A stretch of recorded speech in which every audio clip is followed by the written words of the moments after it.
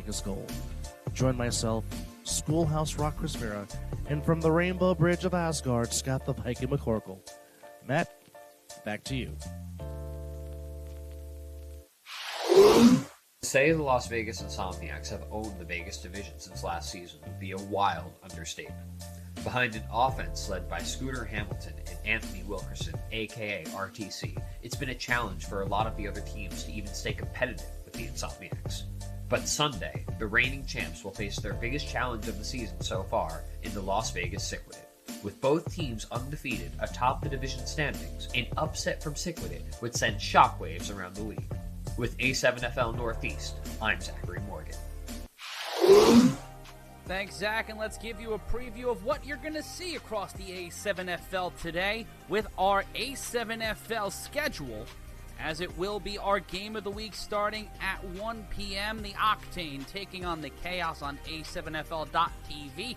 And then we come back to the Northeast as the BIC will take on the Silk City Animals at 4. And then our nightcap, as Zach and Dub said before, the Insomniacs take on Cyclade. That's at 7 p.m. Eastern, 4 p.m. Pacific on A7FL.TV. Also on A7FL.TV, it'll be the OTT taking on the Vegas Pit Bosses at 1 p.m. Pacific, 4 p.m. Eastern Time. And then also at 7 p.m. Pacific, the Nightcap at 10 p.m. Eastern. Stay up with the Nightbirds, as it'll be the Force taking on the Gold. And folks, let's take a look at the standings ahead of week number 6 at the top of the Northeast. It's the BIC at 5-0. In second place is the Patterson U at 3-1. The Silk City Animals are also 3-1, but are not able to get the win over the U earlier this season. The Watchmen are 2-2. The Buzz at 1-3. The Railway Snow Tribe also at 1-3. And in the basement, it's the East Orange Renegades. In Florida, it's the Nightcrawlers who have the bye this week. They're 3-0. The Ghosts and the Orange are facing off today. The Ghost 1-1. The Orange 0-3. The Orange looking for their first win of the 2024 season. The Chaos are undefeated. They will go up against the Octane. Chaos are 5-0. The Heist are 4-1. The Crush in third place at 2-3. The Octane right behind them, with that win by the Crush being a determining factor. And then the Volcanoes and Explorers in the 5 and 6 spots, with the Explorers at 5 and the Volcanoes at 6. And finally, in Nevada, the Insomniacs and Cyclade are the only two undefeated teams in the division. The Insomniacs 5-0, Cyclade at 4-0. They'll face off at 7 p.m. Eastern. The OTT and the Force are 2-2. The OTT in the 3 spot, the Force in the 4 spot. And the Pit Bosses and the Gold are in 5 and 6 respectively, with the Pit Bosses 1-3 and the Gold 0-4. That's it for this edition of the pregame podcast. I want to thank all of the contributors to the pregame pod. I want to thank you for riding with us. We're counting down to throw off, so what I want you to do is get your snacks, get your group chat ready, make sure all your friends are on the A7FL YouTube channel. They've liked, they've commented, they've subscribed. They've also subscribed to the pregame pod. But we're done for now. We will see you at 1 p.m. Eastern live from Indianapolis. It's the Octane and the Chaos, the BIC and the Animals, and it's Cyclade versus Insomniacs. It's week 6, and it starts in a few moments. This has been the pregame pod.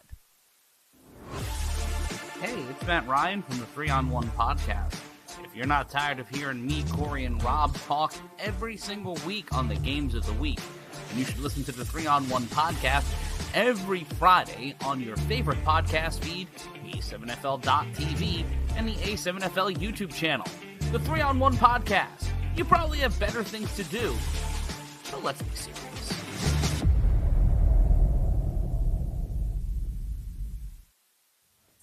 We are live from Asbury Park Stadium in Asbury Park, New Jersey on a very dreary Sunday afternoon. But I don't feel dreary because I'm alongside Big Rob, Fabien, and Corey Hammond. I'm Matt Ryan. It's the A7FL Games of the Week on A7FL.TV, HBCU Plus, Caffeine, and also the Creator Sports Network.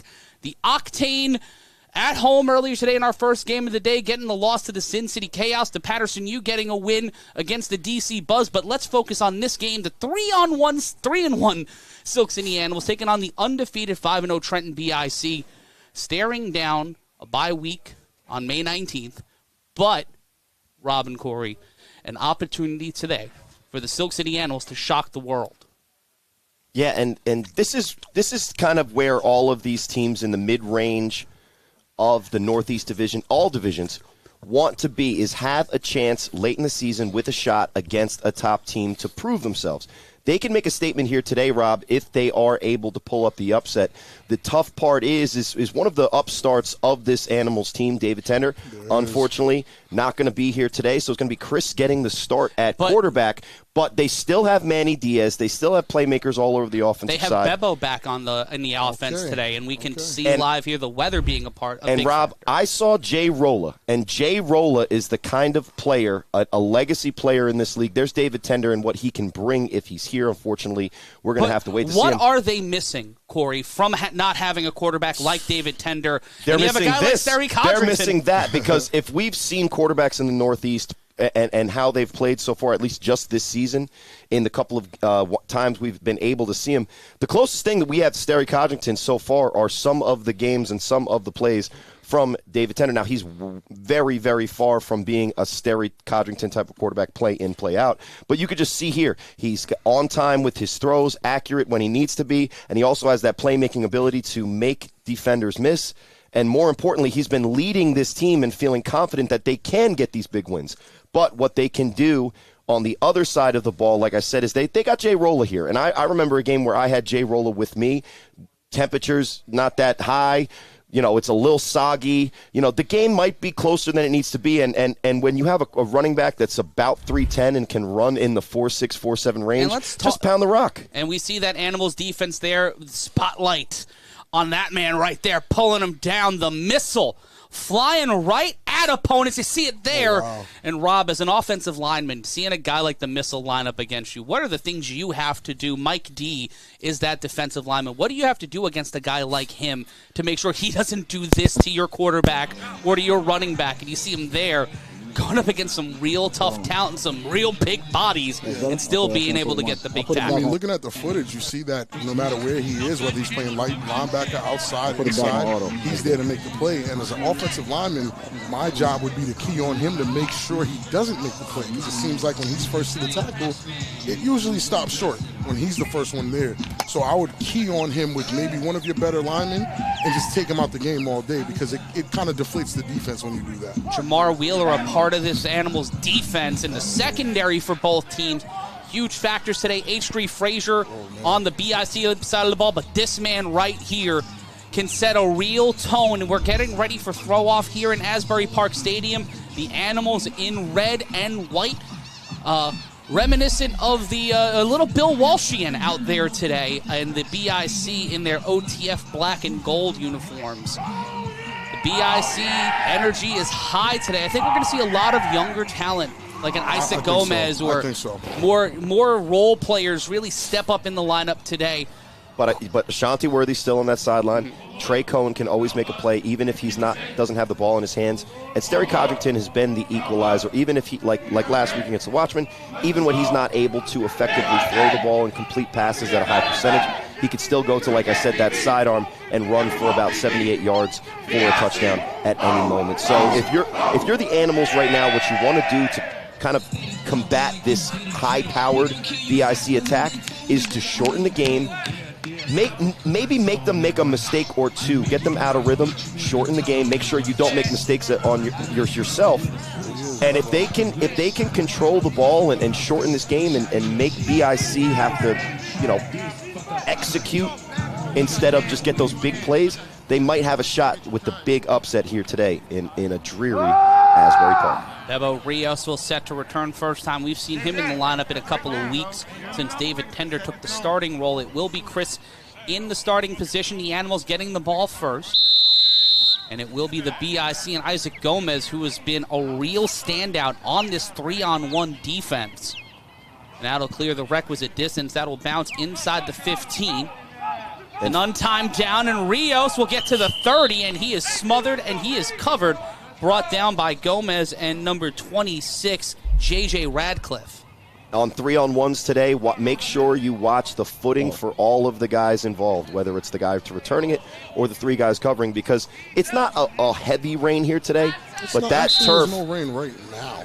But it was raining, and that turf right now is going to be a little bit slippery. So guys have got to make sure that their footing is solid and sound, or we may see one of these teams break one of those 3-on-1s for a big 6-point turnaround. And there we see the real Christian Spencer alongside Chris Johnson, the Joker John Kessler, Manny Diaz, and Larry, don't call him Troy Wingo, the key players in the offense today. We've seen Christian Spencer before, but we haven't seen him in a starting role, Rob. He has become a guy who's very outspoken among the players, trying to be a Sean Avery, if you're a hockey fan, level of instigator. Well, he's speaking. I don't know how many people are listening if you look at the lives. It's about how he plays. But he was a starter for the Renegades last year. It'll be 1st and 10, the handoff. There's Jay Rolla. Jay Rolla will stumble a few yards. He'll gain about 1, and it will be 2nd and 9. And that's kind of what Corey was alluding to earlier. It's a dreary day. You don't want to get out there trying to throw a bunch of passes. There's a little bit of wind out here in Asbury, open field, open area. The wind is blowing. Get Jay Rolla the rock. Well, and if he can consistently get yardage, you're on time and ready to go with your offense. And they're going to go straight to the spread here. Trips to the bottom of your screen. And it will be Rios at the bottom of your screen. Timeout Animals. And Animals taking an early timeout here, Rob.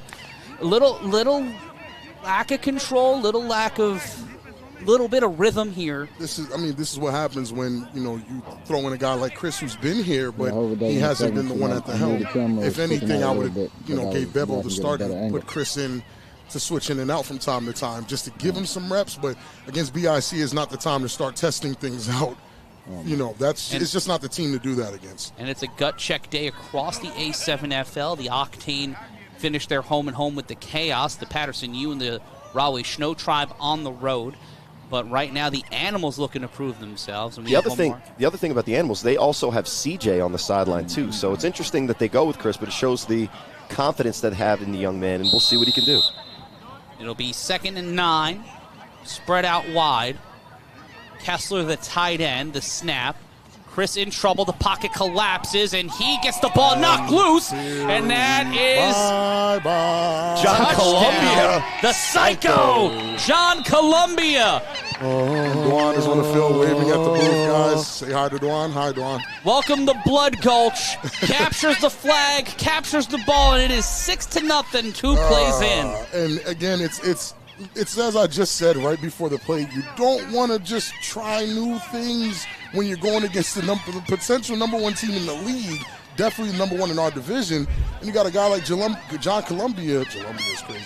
John Columbia, who's been turned him into jambalaya on this play. Look at this. Well, you see what he tries to do is the right thing, step up in the pocket. Dwan did it. Dwan has been doing everything all season. Dwan Williams has been all over the field, but the thing about swatting that ball up in the air instead of down, trying to save the play, trying to get some style points like it's NFL Street. But the only points that are put up on the board are those to the BIC as they're up 6-0, and a little Oji Anunoby on that one there. Nice Knicks reference. You're such a Knicks Knicks reference. I love it. We're back!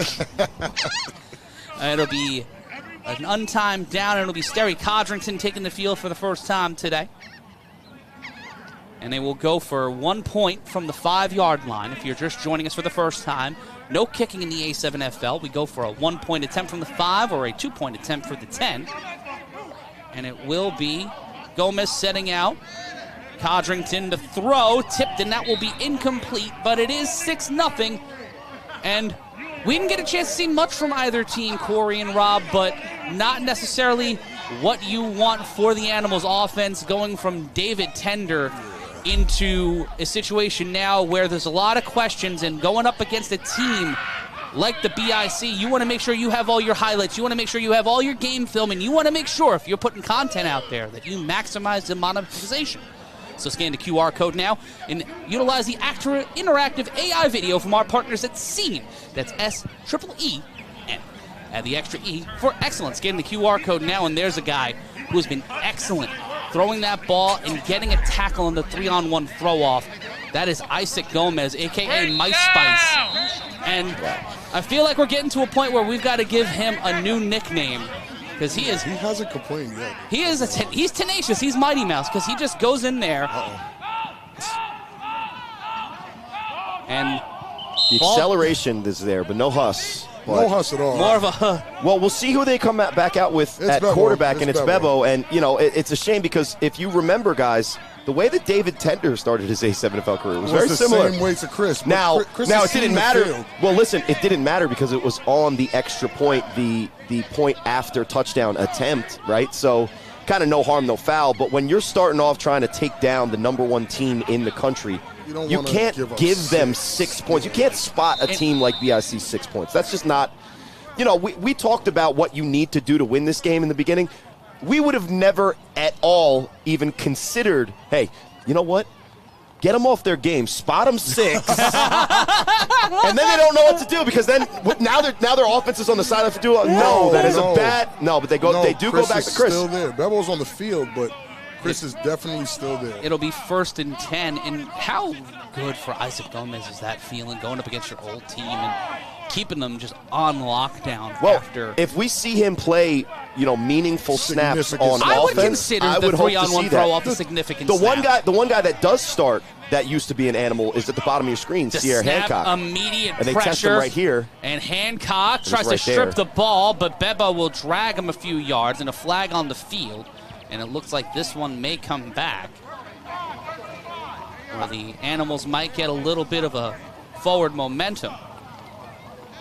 It was offsides on the defense, and it looked like someone on the line was a little too excited to go after Chris. I mean, they're licking their chops right now. Last time the defense did well, it turned into 6 points. So I'm understanding the over-aggression, but still got to play discipline. And Jay Rolla will make his way onto the field. You know it's him because when there's absence of number, just a complete absence of number. And you listen, you go down there and tell him he's got to put a number on his I'll jersey. tell him. Well, you would. You can.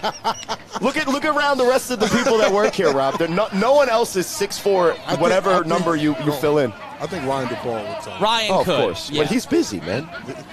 Shout out to our production staff. The toss to Jay Rolla. And Rolla will roll right into the defense, try to push the pile, and will get back to the line of scrimmage.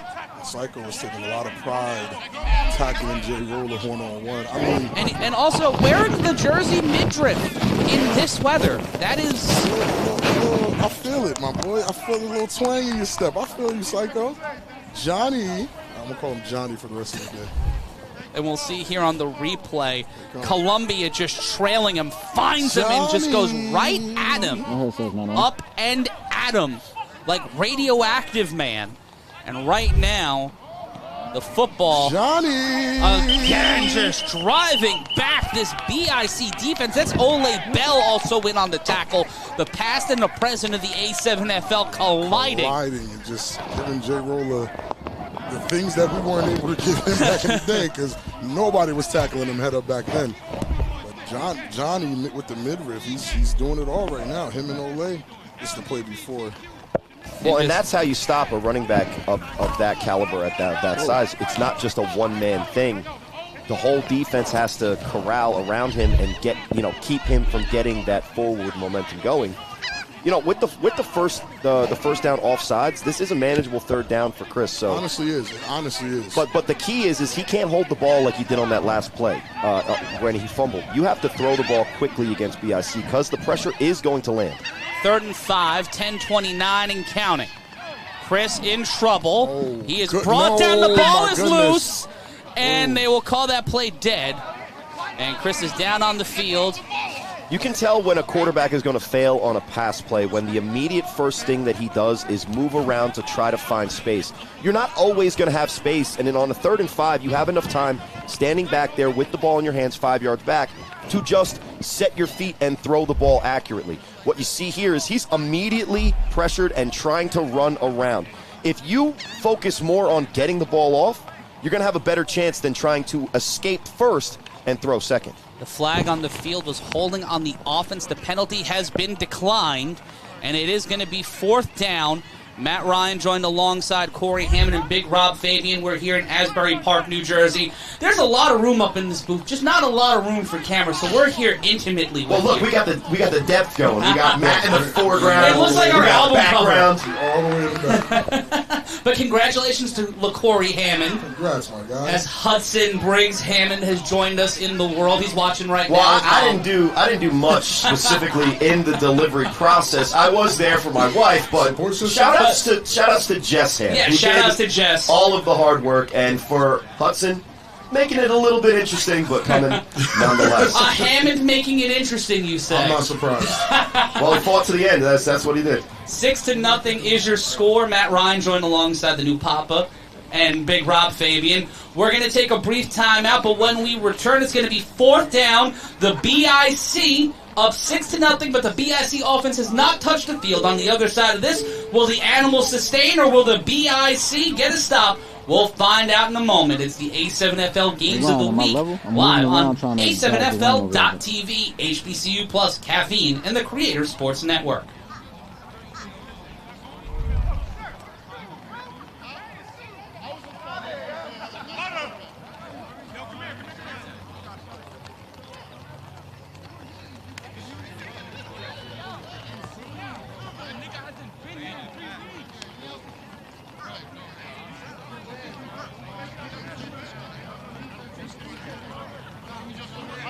Okay.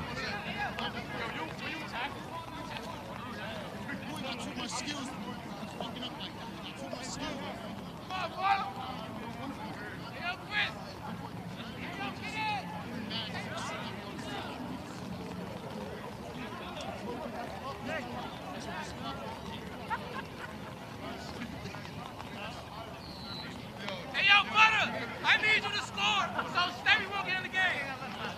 Move. If they throw it in bounds. I need you to score, so Stevie will get in the game. Wait, quarterback too?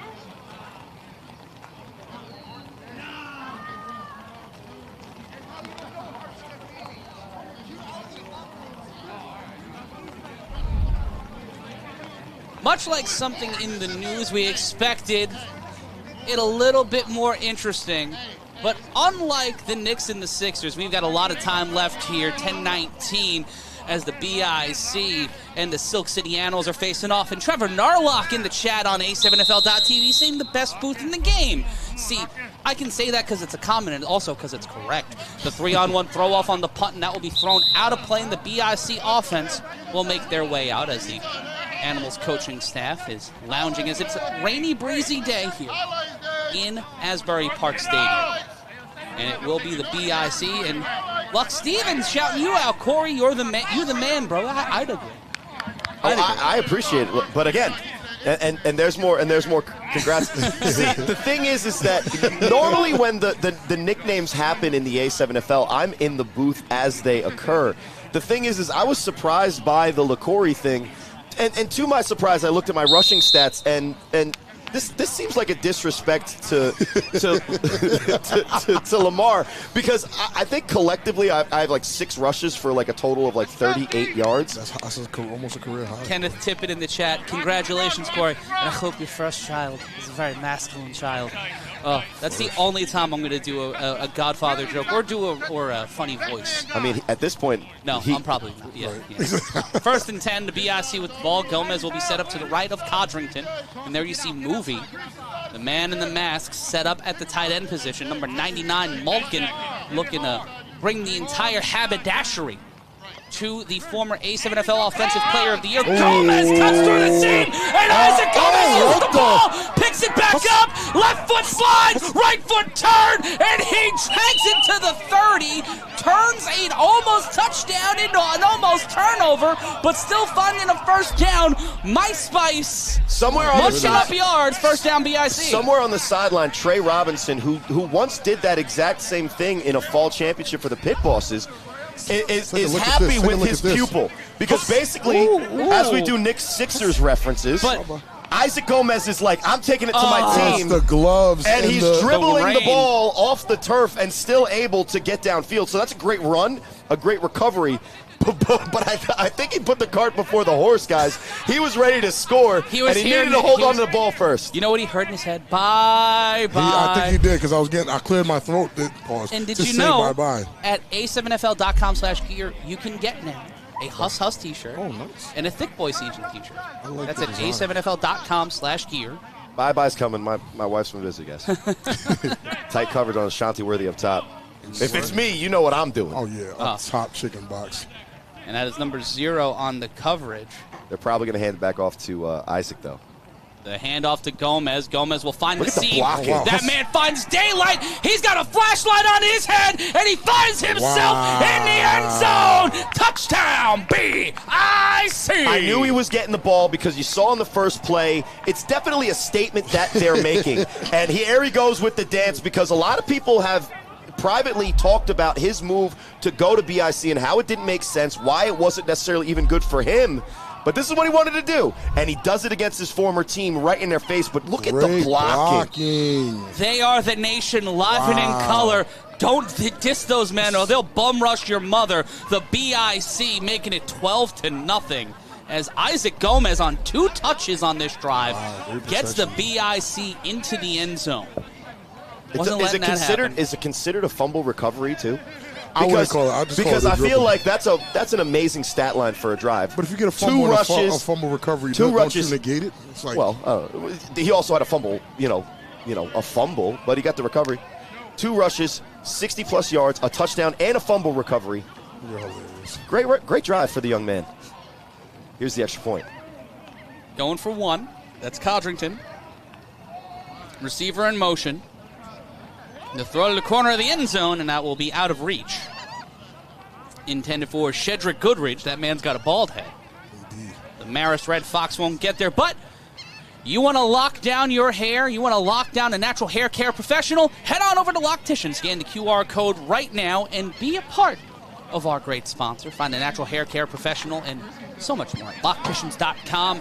And also, we'll find a Locticians lockdown play of the game. So far, it feels like John Columbia, some of those highlights are in the running for that lockdown play of the game. But Isaac Gomez is white. We were talking about, we hope to see him significantly. And we saw it. There it is. He's getting significant play time. And I would argue that this is significant play time. Definitely. And on the 3-on-1 throw-off, an untimed down, an opportunity for a touchdown for the Animals to make this a 1-score game.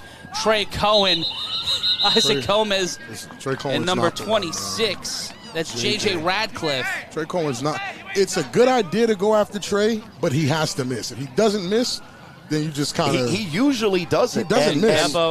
Even though you would look, that guy's not big enough. He's not the one to test because he's just not. He'll even go to the ankle tackle. Yeah, he's too resilient. He's too shifty. He's guaranteeing himself to make the tackle. The fundamentals and the athleticism that he shows, play in, play out, wherever he's at, he's one of the premier utility players in this entire league. And there's Michael Walker. There's Hirsch. Michael Walker, the missile. And there's number 44. That's H3. That's H3. See, Michael Walker would Hirsch be the... usually wears 44, but he that's gave the jersey to Frazier, who's been a lockdown corner all year. Amazing. Someone owes me $5 after that. 3 on the line, 1st and 10. It'll be Bebo in at quarterback. The wide receiver in motion. Pressure immediately, and Bebo will cut to the sideline. He has no blocker, intercepted. No. Against his former teammate.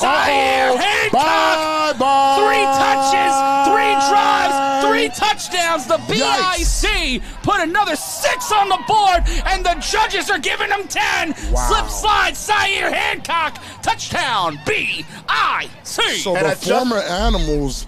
It's insane because they've been the ones. Yeah, I was just about to check. Is today a holiday? Because I look and it's May 5th, and that is a holiday. Cinco de Mayo. No, it's former Animals Revenge Day. Look at this play, because Bebo normally will take off, but the quarterback, look at the quarterback conversation where you talk about a quarterback and, we need a quarterback that can throw the ball. It gets in running quarterbacks' heads, and all of a sudden they start attempting passes that they should just run. And Zaire Hancock, Isaac Gomez. He hit him with the fiddler. He hit him with the tevia. Oh my! Tevia on the sidelines to get 6. What a play. Touchdown BIC. And there it is. Hold on. Wait for it. Wait. Wow. In tandem, Hancock and Frazier. That's not an accounting firm. That is the secondary of the future. And Frazier. Locked down. What? Hancock and Frazier. This is no We're fly zone. We're gonna get a lot of potential plays for locticians on those the lockdown play of the game. Right now, the BIC defense is outscoring the BIC offense 12-6. Insane. That's the game we got going. You would honestly think it's been all BIC offense. BIC offense is chilling right now. They don't even. We don't have to do anything. Cool. That's fine with me. And it is 18-0. BIC leading the Animals. We are live on A7FL.TV. We will go for the 1-point conversion and make it 19-0. The throw to the end zone, and it will be 19-0. And that's Trey Cohen, the superstar. Trey Cohen. On the registration form for BIC is, can you backflip, front flip, and handspring? And the answer has consistently been yes for these guys. Including Dave Valley, by the way. No, I'm just joking. I'm just joking. I would love to see that. It's 20-0. Correction after the 2-point conversion. We'll take a brief timeout. This is the A7FL Games of the Week. We are live on A7FL.TV, Caffeine, HBCU Plus, and more. We'll be back in a moment. This is the BIC and the Animals. It's 20-0 in the first.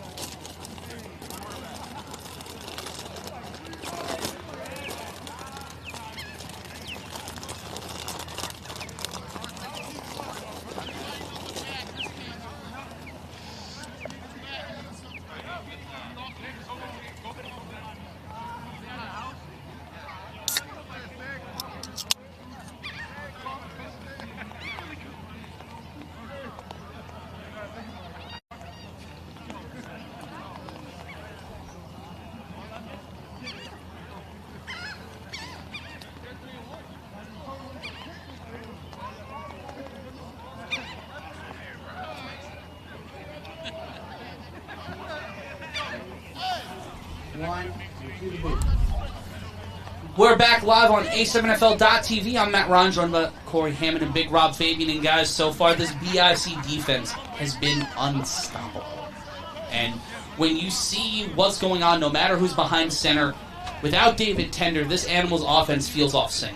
Yeah, I wasn't expecting the score to be like this based off of BIC's defense. It's not really to say that their defense is bad.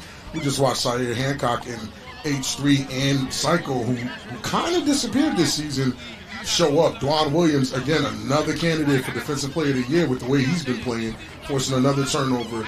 And BIC's defense has scored, well, two unanswered points. Yeah, two. And no, they've scored 20 unanswered points, 2 defensive touchdowns, 1 offensive touchdown. And guys, the only animals that have showed up today so far have been the former Animals against their former team. And I don't want to lose what we're really seeing from BIC, because we talk a lot about, and tune in at 7 o'clock on A7FL.TV. We talk a lot about the race out west and what it means to go into games like this and take care of business in a dominant fashion. And look no further than what Sick With It the presumptive, at least until the end of today's game, number 2 in Vegas is doing. They go in, they take care of business, every play matters. That's what this BIC team has brought to this game. Honestly. BIC, in many ways, has almost locked up the number 1 seed in the Northeast and could have looked at this game as a game that really didn't matter as much. But because you have guys that have personal stake in the game, like Isaac Gomich, former Animal, like Zaire Hancock, former Animal, you're seeing that level of intensity is still ticked up. And when you have a team that takes every single snap of every single week seriously and is effectively trying to either win the play or get better on the season by effectively executing what you were planning to do, that's the type of championship energy that we expect from a team like BIC, which last year, I think the only thing missing, maybe it was Dave Valley, but was also this same sentiment that even against the Animals, even if their starting quarterback somehow isn't able to be in the lineup, we're going to come 100%, 100% of the time, and you can see with the score, 20-0, with still 7:42 left in the first. Insane. BIC has come to play today. As here goes the 3-on-1 throw-off, as it will be the Animals returning the ball after the touchdown by the BIC. Number 0 pushing off, finds his way to the 35. This young man is resilient, and he'll be brought down at the 35. But that's the kind of return you want to see, Rob. That's the tone setter, especially after the way this game has started off on the absolute wrong foot for the Animals. And honestly, that's the thing with the Animals. Regardless of what the score is, their biggest positive for them is they're going to continue to play football no matter who they're against, no matter what the score is. They're going to stay tough the entire time. So I'm expecting more of a spark for the rest of this quarter and maybe the rest of this game from the Animals. Well, and to break down the last offensive play we saw from the Animals that led to a BIC touchdown, David Rios, a.k.a. Bebo, his game is not to throw first. So when he broke the pocket and had some room in front of him, the best thing that the Animals could have done as a team and Bebo as a player on that play was take the yardage that was given to them. And we've seen, Rob, many times when Bebo has those open field situations, they can make huge plays. The problem is that because this narrative sometimes gets in the back of guys' minds, oh, we need you to throw the ball, we need you to throw the ball. He forced a throw that he shouldn't have done, led to the interception, but we'll see what he can do on first down. 1st and 10, the handoff cuts to the left side. We'll drive upfield. We'll get past the 40. They'll call him out actually at the 40. It will be 2nd down after the gain of 4. It'll be 2nd and 6. To me, that he always hides, right? But to me, that kind of feels like it might be Ghost. I'm not sure if that's him. It might be. I'm not sure if that's him. I can't tell. He changes his jersey number every single week. And that's why we don't know who he is. His name is Anonymity. That's his name. Anonymity? Anonymity. Now that maybe, I don't know. We'll go with Ghost if we find out it's him, but here's 2nd down for the Animals. Dave Valley on the D-line. That is not a good thing. He had a tackle and a sack last week. The handoff, no play action. Valley pancakes an offensive lineman, and Bebo Rios gets brought down hard. And his hair. That's Columbia, and that is a legal tackle. Hair is a part of the jersey. There it is. And once your hair is a part of the jersey, fellas, get a hair tie, man. Tie that thing up. Listen. See, I can let my hair flow up here. We're safe. Yeah. Why do you think I got my hair cut this year, guys? Smart man. See, you should have just wore Scully. Yeah, I was gonna get it back by headed to Locticians. They got something for me. If I'm gonna be LaCory, I might as well get some twins. Get the Porzingis. That would be hilarious. And brought down by the jersey. Well, it's also inadvertent shin to the upper torsimus from Olay there. Torsimus is the wildest word I've heard today. I got more in store. I said anonymity without messing it up 3 times already. Yeah, I'm proud of you. Yeah, I'm very impressed. That's a hard word to say. I got Corey a word a day calendar for St. Swithin's Day. And it is the Blazer Bros, Matt, Rob, and Corey. We're not the men in Blazers. That's something different. That's the other football. But the BIC looking to send the entire welcoming committee from Trenton to throw. Diaz! And he tries to spin out of that, but Radcliffe not having any, that's Kels Gallimore not having any of that, number 00, and it'll be 1st down. And that's what Rob talks about with the Animals is the fight. And you see, down 20-0 this early, it's actually almost better if you're going to go down 20-0. You'd rather it be in the first quarter so you can work your way back. You can work back. You have the full game, the full rest of the game. Again, it's not what you go into the game is not your game plan to do that. but shout out to Bebo with a great throw. And Manny Diaz on the cross route gets open enough. You can't keep good players down for long enough, and we've seen from Manny Diaz that he's that level of athlete and wide receiver. He's definitely one of the better wide receivers in the league right now, if we're being very honest. He's the Aldi's David Clark. Be first and 10. Snap, the handoff to Jay Rolla, and wow. And that will end It's down. Valley tackles Jay Rolla one-on-one. He knocks the ball out of Jay Rolla's hands. That is banana. I thought that was Rashard Knight that might have gotten the fumble, but the Jay Rolla tackle one-on-one against Dave Valley. Dave Valley's just a bigger man. And it looked like Columbia was there looking for his second score of the game. Of course he was. Who thought you could ever say it? Imagine? No, I can't. But here's the play. The lead running back, we'll call him Ghost for now. The lead running back does have to get the block, but the offensive lineman also has to reach and step into the gap that Valley just shoots. This is not going to work when you have a defensive lineman. The other lineman, number 78, made a business decision. There's Bebo. And Bebo cuts to the sideline. Bebo finds his man. Bebo gets it to the 10, and he's pushed out of bounds by Columbia. Wow. And again, one of the most dangerous things in this league is a running quarterback. That's why you got all those yards, LaCorey. I get it. All those yards, I look up to the sideline. It's like, how many did I get? 2? No, but Bebo, that's what we're talking about on the interception. If he does that, he actually has a better opportunity to attack the defense for big yards than he would have if he'd thrown the ball. So I could agree with that. And I guess he learned from his mistake. Well, and it's the same rush that we saw in the first couple of drives with Chris. Now, Chris is a big quarterback. So when he steps up in the pocket, he can't navigate the space. Bebo, not a big quarterback, but he's able to slip and slide, Matt, through the openings and the creases in the defense and sets up a 1st and 10 at the 12. 1st and 10. The handoff play action in trouble, out of reach of the receiver, and it will be 2nd down. BIC is very bold because they're still rushing him, ears pinned back, and they're saying, I dare you to run. Or I dare you to throw. We don't care. We're still going to do it. Well, the pressure defense is you put it on the quarterback to make snap decisions with very little time, and what that leads to, Rob, is turnovers. We've already seen a multitude of turnovers already in this first quarter. Now, if a quarterback can calm down and maintain the level-headed decision-making, you can find openings in the defense. Right there, led to an incompletion. And it's 2nd and 10. Sayer versus Diaz. The handoff gets inside. The Ghost will get to the 5. The ball almost ripped out of his hands. And that was Ole Bell trying to get the strip, but it will be 3rd down. Yeah, Columbia got the first initial contact, but I think he was focusing more on the ball than the tackle. You saw when he made the decision to make that tackle, he says, all right, I'm not going to get the ball, resets the grip, and then he picks the man up and drives him into the ground. I mean, the weather's bad. Hands are wet, gloves are slippery. So I understand the whole point of going for the strip. It's actually a smart idea. We've watched the ball fly out of a couple of hands. That's what happens when a defensive player gets a touchdown. He starts to get ball hungry. He's just going after the ball and not the play. Come on, man. Come on, Spartan, John Columbia. 3rd and 5, Master Chief. 1:05 left to go. In motion. Play action. Yes, Bebo. Decisiveness. Dropped, and that's Valley. And that'll be his 2nd sack on the season. I wouldn't even call it indecisiveness.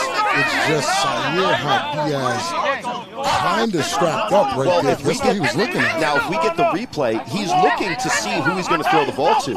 What he didn't see, what's the obvious best play for him specifically, not for LaCorey, by the way, is to just take off and make that decision, that snap decision, as soon as you climb in the pocket, to take off. Now, he wants to throw the ball. He hesitates because guys are covered, and that hesitation leads to him almost intentionally grounding the ball at his own feet. So it'll bring up 4th and 5, and in the A7FL, there is no field goal. There are no soccer players here on the sideline. They have to punch it in. This could very well be the last chance for the Animals. They have to get 5 yards. No! The ball's loose! I said there's no soccer, John Columbia. No way! Trey Robinson gets the ball back! Dave Valley! What is he doing? He crosses him over! He crosses him over! Oh, my God! He's not going to make it, to though. Robinson, and that will get them out of bounds at the 12. Listen, I think it was a forward attempt. We'll check. We'll check. My fellow quarterback brethren, I'm going to narc on BIC there. I think it's a forward attempt, so all that fun was just for fun's sake. But regardless, it's a turnover anyway. Can you imagine me saying bye-bye for a Dave Valley? Well, you were waiting until you knew it was going to be a touchdown. There's a certain and you line. saw that, with a quarter of tank of gas left in the tank at the 50, he's putting down at the 21. But listen, he crossed him over.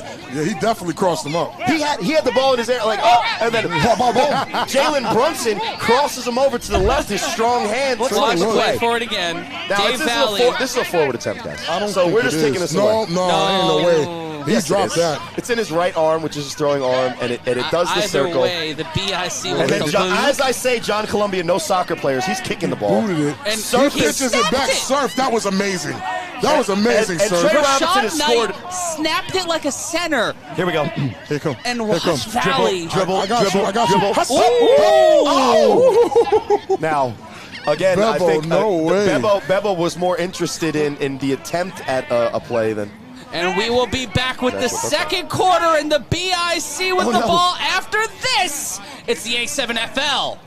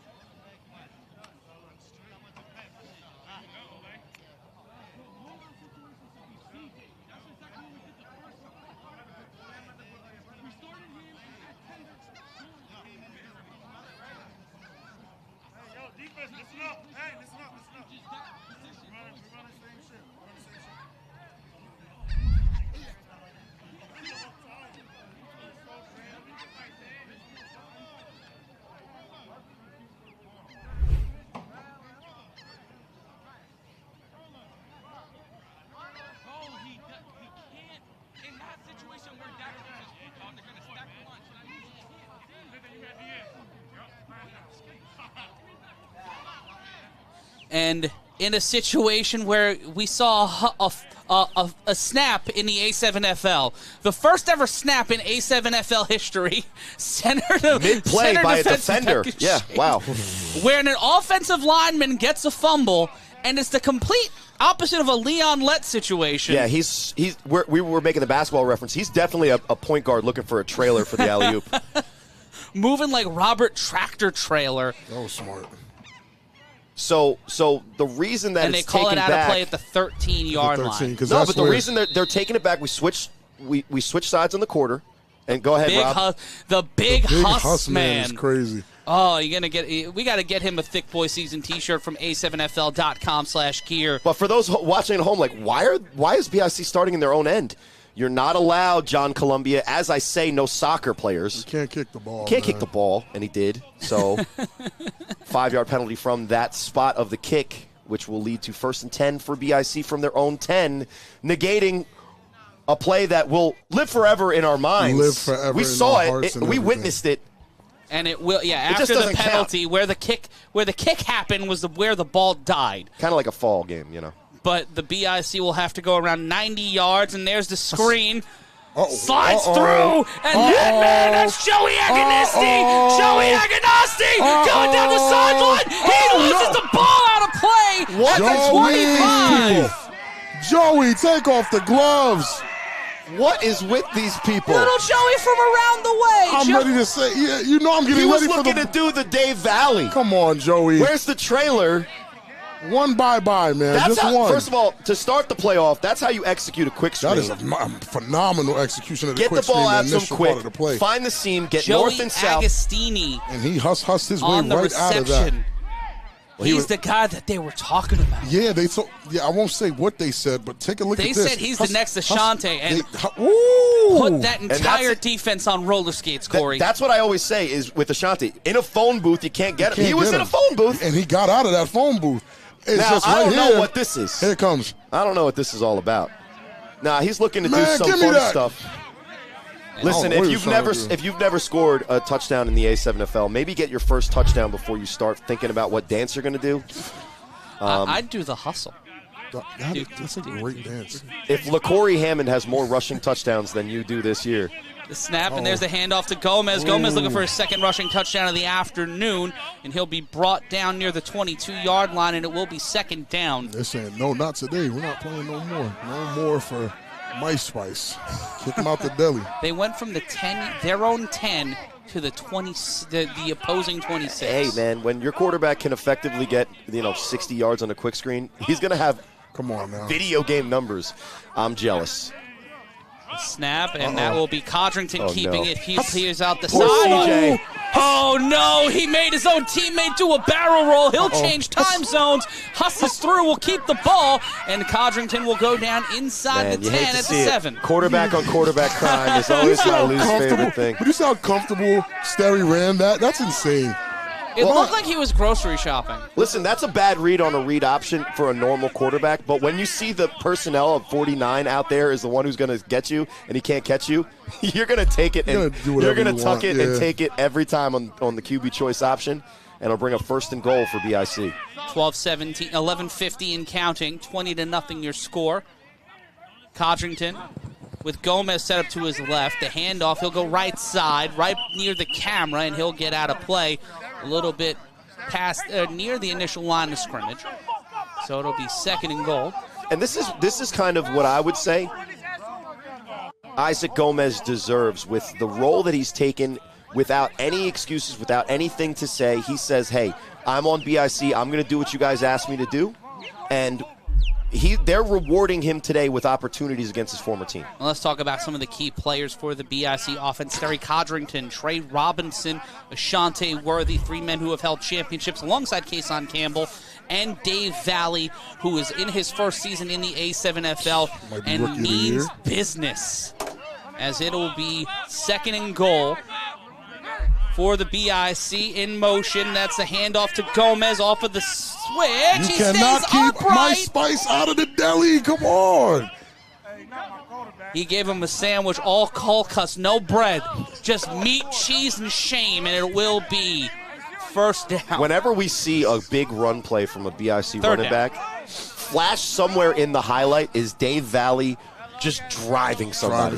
Putting someone out the And I don't even want to say who it was, but you know exactly who it was. It was the defensive tackle that was one of the cornerstone players of Town Beef, getting driven back by a rookie. Hey, man.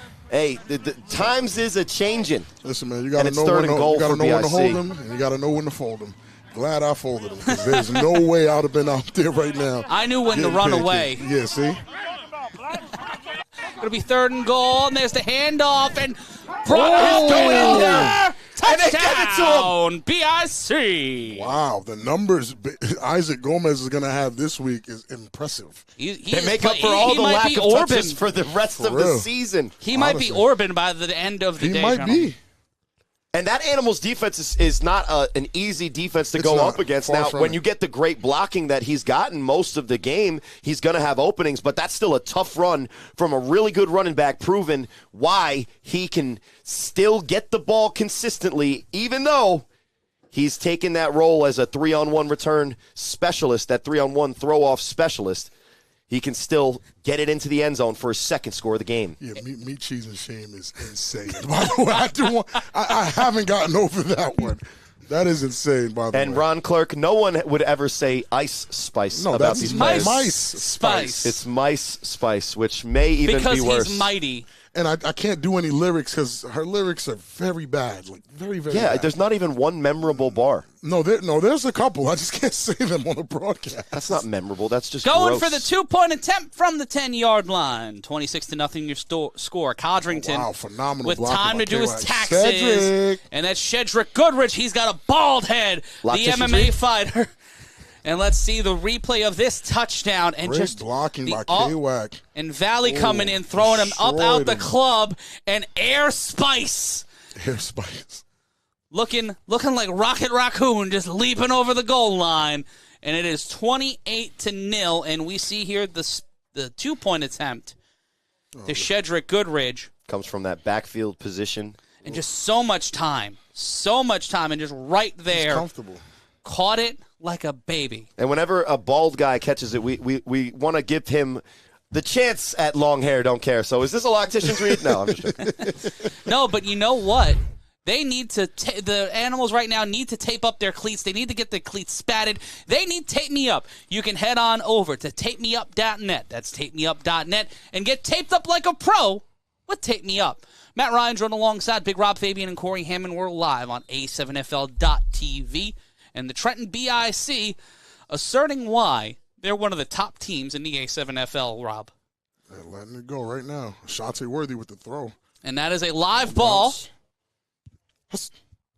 And that's six. Gets past wearing one defender. 7. 6. Wearing 7. Gets the ball popped out. That is Ashante Worthy. Scooping and slamming. Now, taking the Isaac double Gomez, leg like Oliveira. Well, Isaac Gomez is normally that role on the 3-on-1 throw-off team for BIC, but because he had the multiple carries and the dive in the touchdown, they're giving him a breather. So who do they go to? Probably the premier playmaker in the league with the ball in his hands. And what does he do? He throws it off almost perfectly to the point where it hits at the 24, bounces back like it was a Tiger Woods chip on a green in, the 2000s, which if you don't know, go look it up. And then he makes one of the best tackles we've seen all season. Ashante Worthy, it's clear. And he's not a human being. On the replay. He's not a human being. He's not human. It's absolutely 100% proven at this point. Now, this is the matchup I wanted to see, H3 versus Diaz. And it will be 1st and 10. We see the replay of the 3-on-1. But we're back to live action here. In motion. The handoff and Valley. Wow. And Trey Robinson. Wow. Valley and Trey is ridiculous. It ain't VR. It's Valley and Robinson. What a play there. That is just the defense of the BIC really stepping up today, guys, and showing why they're – and here's the replay of the 3-on-1. So he gets hussed out of his mind. So slip slide, and – you are going home. You are not taking it to the house. You are going home. Bam! Oh, that's a fumble, brother. Not gonna lie to you. Ashante Worthy I made the noise because it's insane that he hit a spine buster in real life. Just no problem. Double underleg. Hey, you stop that. Playlist will dead. Timeout called. I made that noise because it's the best playmaker in our league just made the best form tackle we've seen all season and the most disrespectful dismount I think I've ever seen from a tackle because he didn't even drive him into the ground because Ashante Worthy doesn't have time for driving another player into the ground. He literally threw another man down. And Bren in the chat saying the BIC line's like a horror movie. The throw downfield, out of reach. And it will be 3rd down for the Animals offense, looking to get off of the blocks here, trying to extend the field, Corey. And a situation like this, how do you break the rhythm of this BIC defense, who seem to be operating completely insane? Well, I'll say this. We're going to have to go to Cole Gardella, our stats guy, and you're going to see that, there's this without any win quarterback, Corey Hammond has the most yards against this defense so far this season, by the way. But everybody's locked up. And, yes, I just had to remind Hudson Briggs at home that Dad is still the man. But on 3rd and really long, Bebo's going to have to complete a pass. Bebo rolls out to his right. He's met by Robinson, the catch, and he is not at the 1st down marker. He'll be knocked out at the 35. They're not even going to give him the catch. Wow. No. They said he bobbled it, and he never secured it, and it got knocked free. Greek Beast needs to make the catch there for his quarterback. That's tough. Bebo made the play, got out of the pocket, delivers an on-time throw. Trey Robinson with the spy didn't give Bebo opportunity to even run the ball out. And when we talked about this BIC team in the offseason, they were talking about all these new additions. And we talked about the big rumors, the big talked-about athletes that were supposed to be coming in. That we're still being lied to about. Come on now. But Agostini on his first touch, Isaac Gomez, Sayer Hancock, H3 Frazier movie so far today. Timeout call by the BIC, as it will be 4th down after the incompletion. They say he bobbled the ball. It's 28-0, 7:16 left to go in the first half. Matt Ryan joined alongside Big Rob, Fabien, and Corey Hammond. And Matt Correction, no timeout. It will be a throw-off. It'll be a throw-off for the Silk City Animals. And Matt and I saw this 3-on-1 throw-off, man. CJ, before the game, saying he wanted a good call from Matt Ryan. Well, when are we going to see him at quarterback? I don't know. You know me. If Rock Briscoe from the Vegas Force used to be my favorite quarterback because he was the oldest in the league, I'm a fan of CJ. I want to see him out there. CJ's actually good, though. You can't compare him to Rock Briscoe. Just an age. That's all. The 3-on-1 throw-off, that's a live ball that's kept in play. That's Trey Cohen. Trey Cohen looking to spin him out, looking to put him in the spin cycle. My God. He is cruising USA. Oh my he God. is burning out, and he is taking you to the Midnight Club. Trey Cohen at the 40. And he can't electric boogaloo his way out of that one. 1st and 10, Trenton.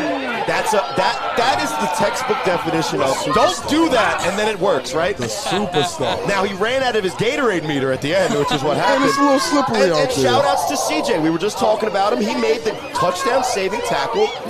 Now, he made the mistake, first of all, because on a punt 3-on-1, you're supposed to throw that thing out of bounds. Yeah, you don't want to give it to a guy like Trey Cohen. Yeah. He's a superstar. It's dangerous. Superstar. It's dangerous enough when he can score on the actual 3-on-1 that has to stay in bounds. Don't give him an opportunity on that 4th down turnover play. Here's a quick screen to Ashanti Worthy, and nothing but green in front of him. Bye-bye. I don't even have to say anything. It's insane. It's insane. Ashanti Worthy speaks for himself. Does he speak at all? Does he have to? With his game, loudly. Ashante Worthy does my job for me because I don't even have to do it. I don't have to say words. You just have to see what he does, and also you guys just kind of fill the You know gaps. how grumpy I am? How many yards does Terry Codrington have on the game? On 2 quick screens. Corey is tight. It's okay. On 2 quick screens. Look okay. at this. It's okay. Just To Ashanti Worthy and Ashanti Hey, Worthy CJ. Jr. Yeah, apparently. he laughed at him. That's terrible. There is nothing scarier than a laughing Ashanti Worthy or Quattrell Huffin. Look at the skill look it at this. takes Yeah, from the that's quarterback to throw it 8 yards. That's a phenomenal block. Who was that? Who was that? At the That was corner? Q Bell. That was Q Bell? Of course it's Q Bell. Of course, man. Of course. both Bell brothers. It's about time they won a championship. Is this I'm the tired of most hating on the Bears. threatening BIC team in team history? Going for one.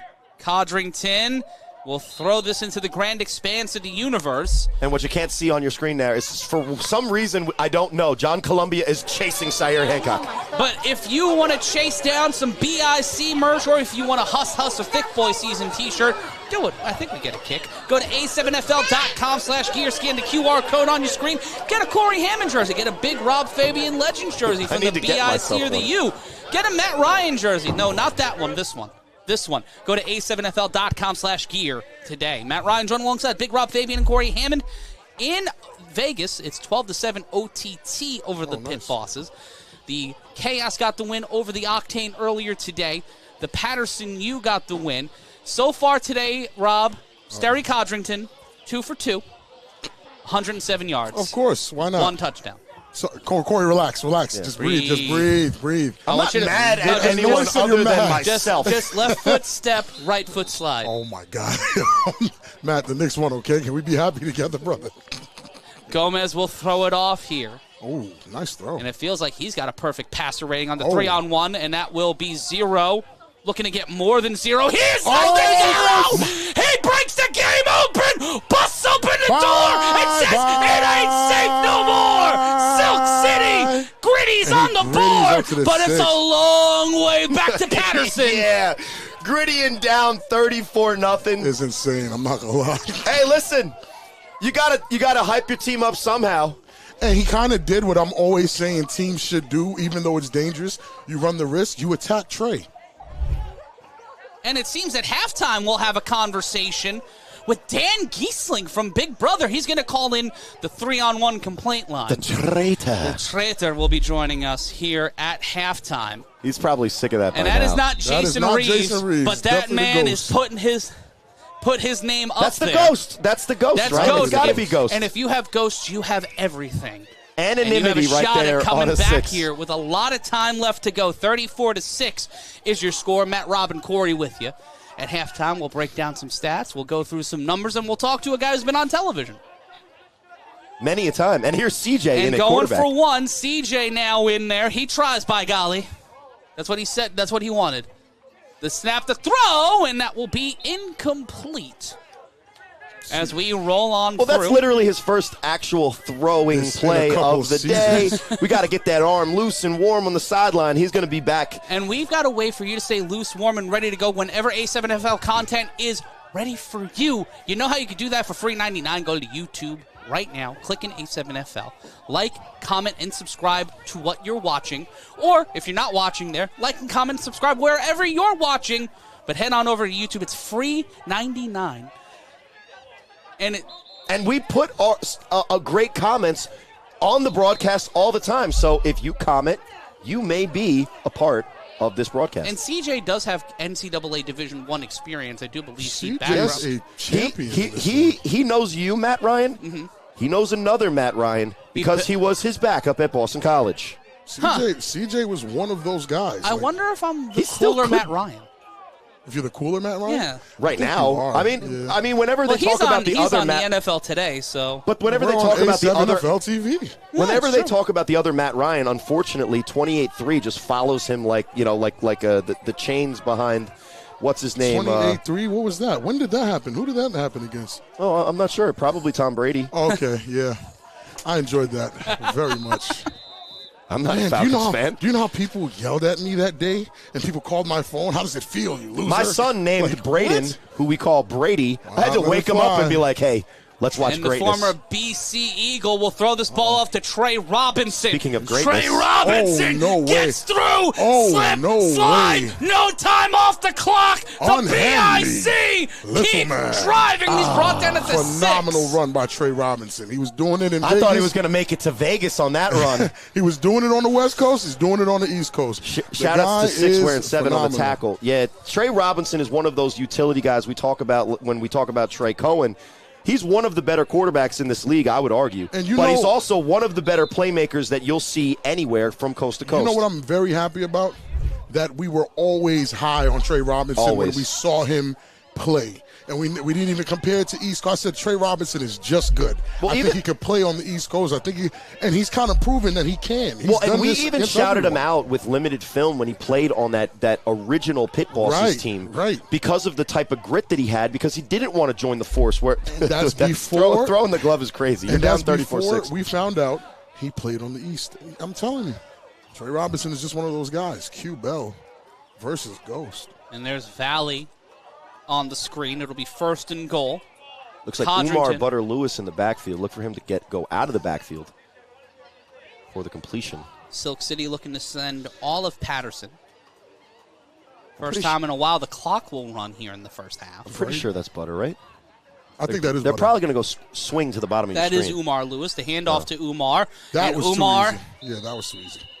call that man the doctor because he's got a prescription for 6, and it is another touchdown for the BIC. We couldn't even get excited for that. It looked too. There was no. It was like a practice play. It was a walk-in. It was a He walk-in. just walked that in. Well, when the It's offense like, just that but you know fast? what? You don't want to be a walk-in. You want to find a natural hair care professional, and you want to head over to locticians.com. That's locticians.com to make sure you find the natural hair care professional for you, or you can just scan the QR code on the screen right now and empower your natural beauty with Locticians. We got to get something for Dave Valley to wear in game. Dave Valley, Cedric Goodrich. Who else is on there with the baldy? Shiny baldy at that. Q Bell might have a baldy under that. He got to prove it. And Codrington set up in the shotgun.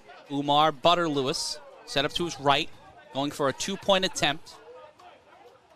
It is an uncomfortable amount to 6. The snap by Codrington. He'll roll out. Ooh! Oh, Just goodness slides gracious. through. Looked Oh, like he was goodness just catching a gracious. late R train, running to catch the train, and Sterry Codrington just kind of picks up 2 points. And it is 42-6. That's another quarterback on quarterback crime. You seen it? CJ had the seal. Did he? He should have. Orf. I didn't see a seal there. No, I saw Walrus. Something. The quick hustle. I mean, Sterry looks comfortable. Sterry looks poised. Sterry looks playoff ready. Oh, Yeah, he's got goodness gracious. 100 yards on 2 quick screens. Yeah, Excuse everything's me, cool. fellas. Oh, my Great goodness. block. Great blocks, calm. BIC looks very ready for the postseason. I'm excited for that. That jump cut in the pocket in the rain. The difference in confidence and focus from last year to this year for the BIC is palpable. But this is an Animals team that does not give up. No. And you know what? We want you to go berserk. We want you to head on over to the QR code, go to a7fl.com/gear, get your Season 10 t-shirt, get yourself a Huss t-shirt, a Thick Boy Season t-shirt, or support your favorite A7FL team. Support the East Orange Renegades, maybe the Silk City Animals, or the Trenton BIC, or any of the A7FL teams you know and love by going to a7fl.com/gear. The Animals will return the ball on an untimed down. My goodness. And that is Dwan Williams throwing a turducken. It looked like that ball was made out of wheat paste and cinder blocks, and it will be a dead ball run. Not something you want for a special teams that just gave up a 3-0 throw-off.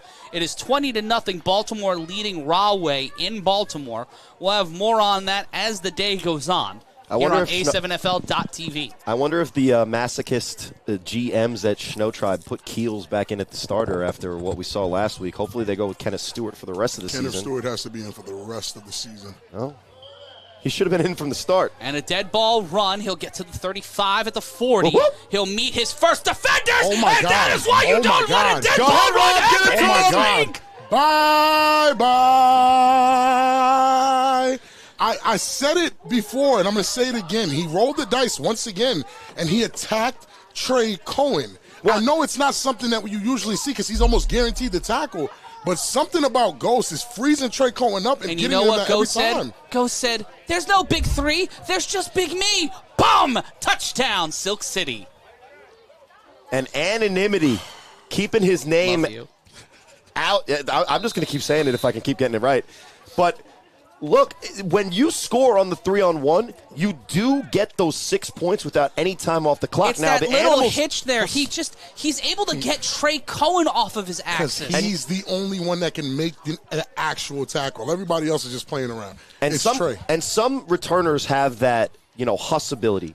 And some have the acceleration. Some have the strength while they're running. It looks like Ghost has a mixture of all three that makes it tough for, at least right now, for BIC to get him down. And Usually it they don't run at Trey Cohen, honestly. 2-point attempt. Oh, my goodness. Bebo's on the – listen. Bebo on the run. Oh. That one will hit the ground. And it's 42-12. Not a palindrome, but a painindrome for the Silk City Animals. But a lot of time left here in the first half, gentlemen. And the untimed down, the 3-on-1 throw-off being a big weapon. And for the Silk City Animals, shocking. who have shown their ability to get downfield quickly, when we talk about the get back in the fourth quarter, the new rule introduced it can this help year. them in some ways. If that offense can get it going, we have a different game. And we told you the Silk City Animals are not a team that we're going to lay down. They're not the number 4, number 5 best team on this side for no reason. They are a very tough team, even without their starting quarterback. They're still able to put up some type of fight against potentially the best team in the league. And I feel like it's at this point, you can give credit. Whoever comes out of the Insomniac Siquidit game has a bid. But I think the BIC at this point, with the level of competition and the level of skill. Yeah, they've proven, Matt, they've definitely proven that they're the number 1 team. It looks like Joey Agostini is going to give us a shot at a back-to-back. Dave Valley is looking up at the booth, talking about his crossover. His Euro step. And now that ball is a live ball that is caught by Agostini. Agostini looks to get through the first level, and he will take the hip toss, and he will earn his way to 45, 1st and 10. See, you see he's got the hustle. You see he's got the speed. It's the ability to freeze the defense so you can attack when they're off balance that he's going to have to learn on that 3-on-1. Yeah, that's it. It's just an experience thing. Yeah, you learn it. And, you're running full speed. If somebody gets a solid hit on you, you're going down. You see what he has here. K-Wack done for the day. Carnell Wachter done for the day. Carnell Wachter doesn't have to do anything more than he already does. It's enough. And Agostini's doing push-ups because he didn't score.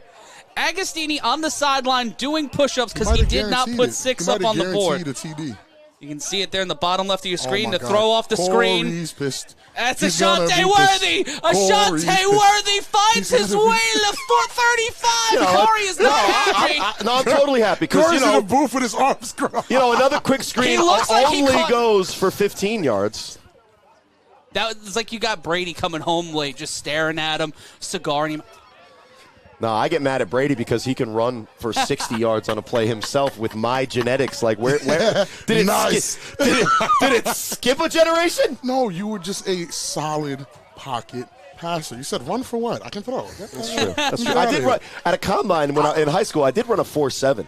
Really? Yeah, I had good form. Run about a 5'9". Now I That do. boy run about a 5. Shout outs to Buck always. Always, man. Taking care of business so far against the Snowtime, apparently. And it will be 1st and 10 from the 35. 4:45 left to go. 4:46, pardon me, left to go in the first half. The snap on the screen again, and it feels like they're doing it to spike Corey. Trey Cohen brought down at the 21, and it will be 2nd down. Well, and one of the other reasons those plays are working, not just who the guy is with the ball in his hands, because we're talking about, the guy they compared to Ashanti Worthy and Agostini, Ashanti Worthy himself, who is great, and then Trey Cohen. You see the blocking in front of those quick those screens. guys are getting out there. Yes, it's great if you have a guy that can make people miss, but when you give a guy lanes, it turns into a open run play. It honestly does. And when you can spread the defense out with those easy completions, first of all, it's going to pad your stats, but it's also going to present other opportunities. Look for a quick screen and go with Trey Cohen at the bottom of your screen. Eventually. Maybe not this play. Looking for 3:44 left to go. Quincy Davis to leak out or something. Block and go. See Worthy in the slot, sending 3, and that will be Sterry Block and Codrington go. throws it. Tipped I incomplete. told you. I called it. You did call it. I almost from Course-to-Damas. I called it. It looked Shout outs to open. Ghost, who the apparition, the anonymity, man, floats back there and makes the play.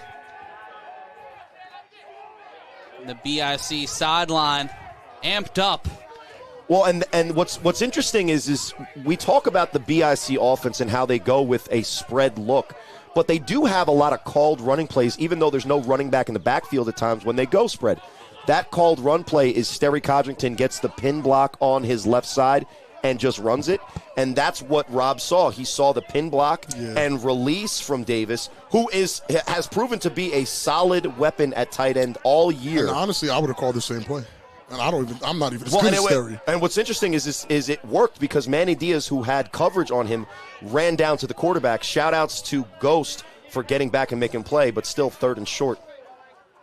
And in 3rd and 1, in motion. That will be Worthy. Codrington carries it to the sideline, and he will tastefully run out of play inside the 15, and it will be 1st down. There's defenders that just got turned around, looking the wrong direction. I didn't look the wrong direction, but I felt like everyone else flowed that way. I'm like, where's everybody going? Sterry's okay. Yep. Nice. Well, it's 1st down. The Animals, they need to get serious here because this is a place where you can stop an offense. There's less space. The speed doesn't matter as much. You just got to get a stop. Codrington to Worthy. Worthy. Goodness. Dave Valley! My goodness. Dave Valley just sent Jay Rolla to the Phantom Zone. Oh, my Touchdown goodness. BIC. And you guys don't know the history of Jay Rowland, BIC. He was the boogeyman for BIC back in the day. He joined BIC, left, and this is Carl is smiling wherever he is right now. Carl is definitely smiling. Why is CJ in Valley's ear? That's the last person I've been talking to. Look at the. This is the best part of all of Valley's plays. You're watching great highlights from wide receivers and running backs, and somewhere in the highlight is going to be Dave Valley pummeling another human being against their will. Someone, my goodness, and he's.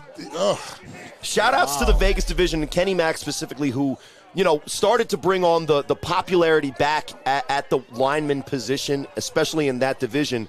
But I don't think we've seen a lineman with these many highlights this consistently as we have this No, year we have with Dave not. Valley. Not even close, bro. Not even close. And I was here for the whole line. MVP?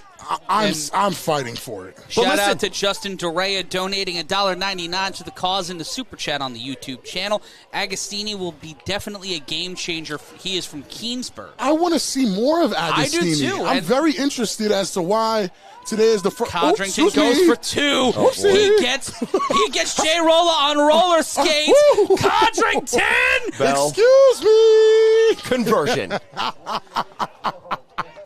That's nasty work. That is nasty work. Well, we are going to backtrack, do it again. We're going to take a brief time out at the 2-minute warning. The 50 boys are in town, and the Silk City Animals have been thriving on the 3-on-1 throw-off on the other side of this. It's an untimed down. Stay right where you are.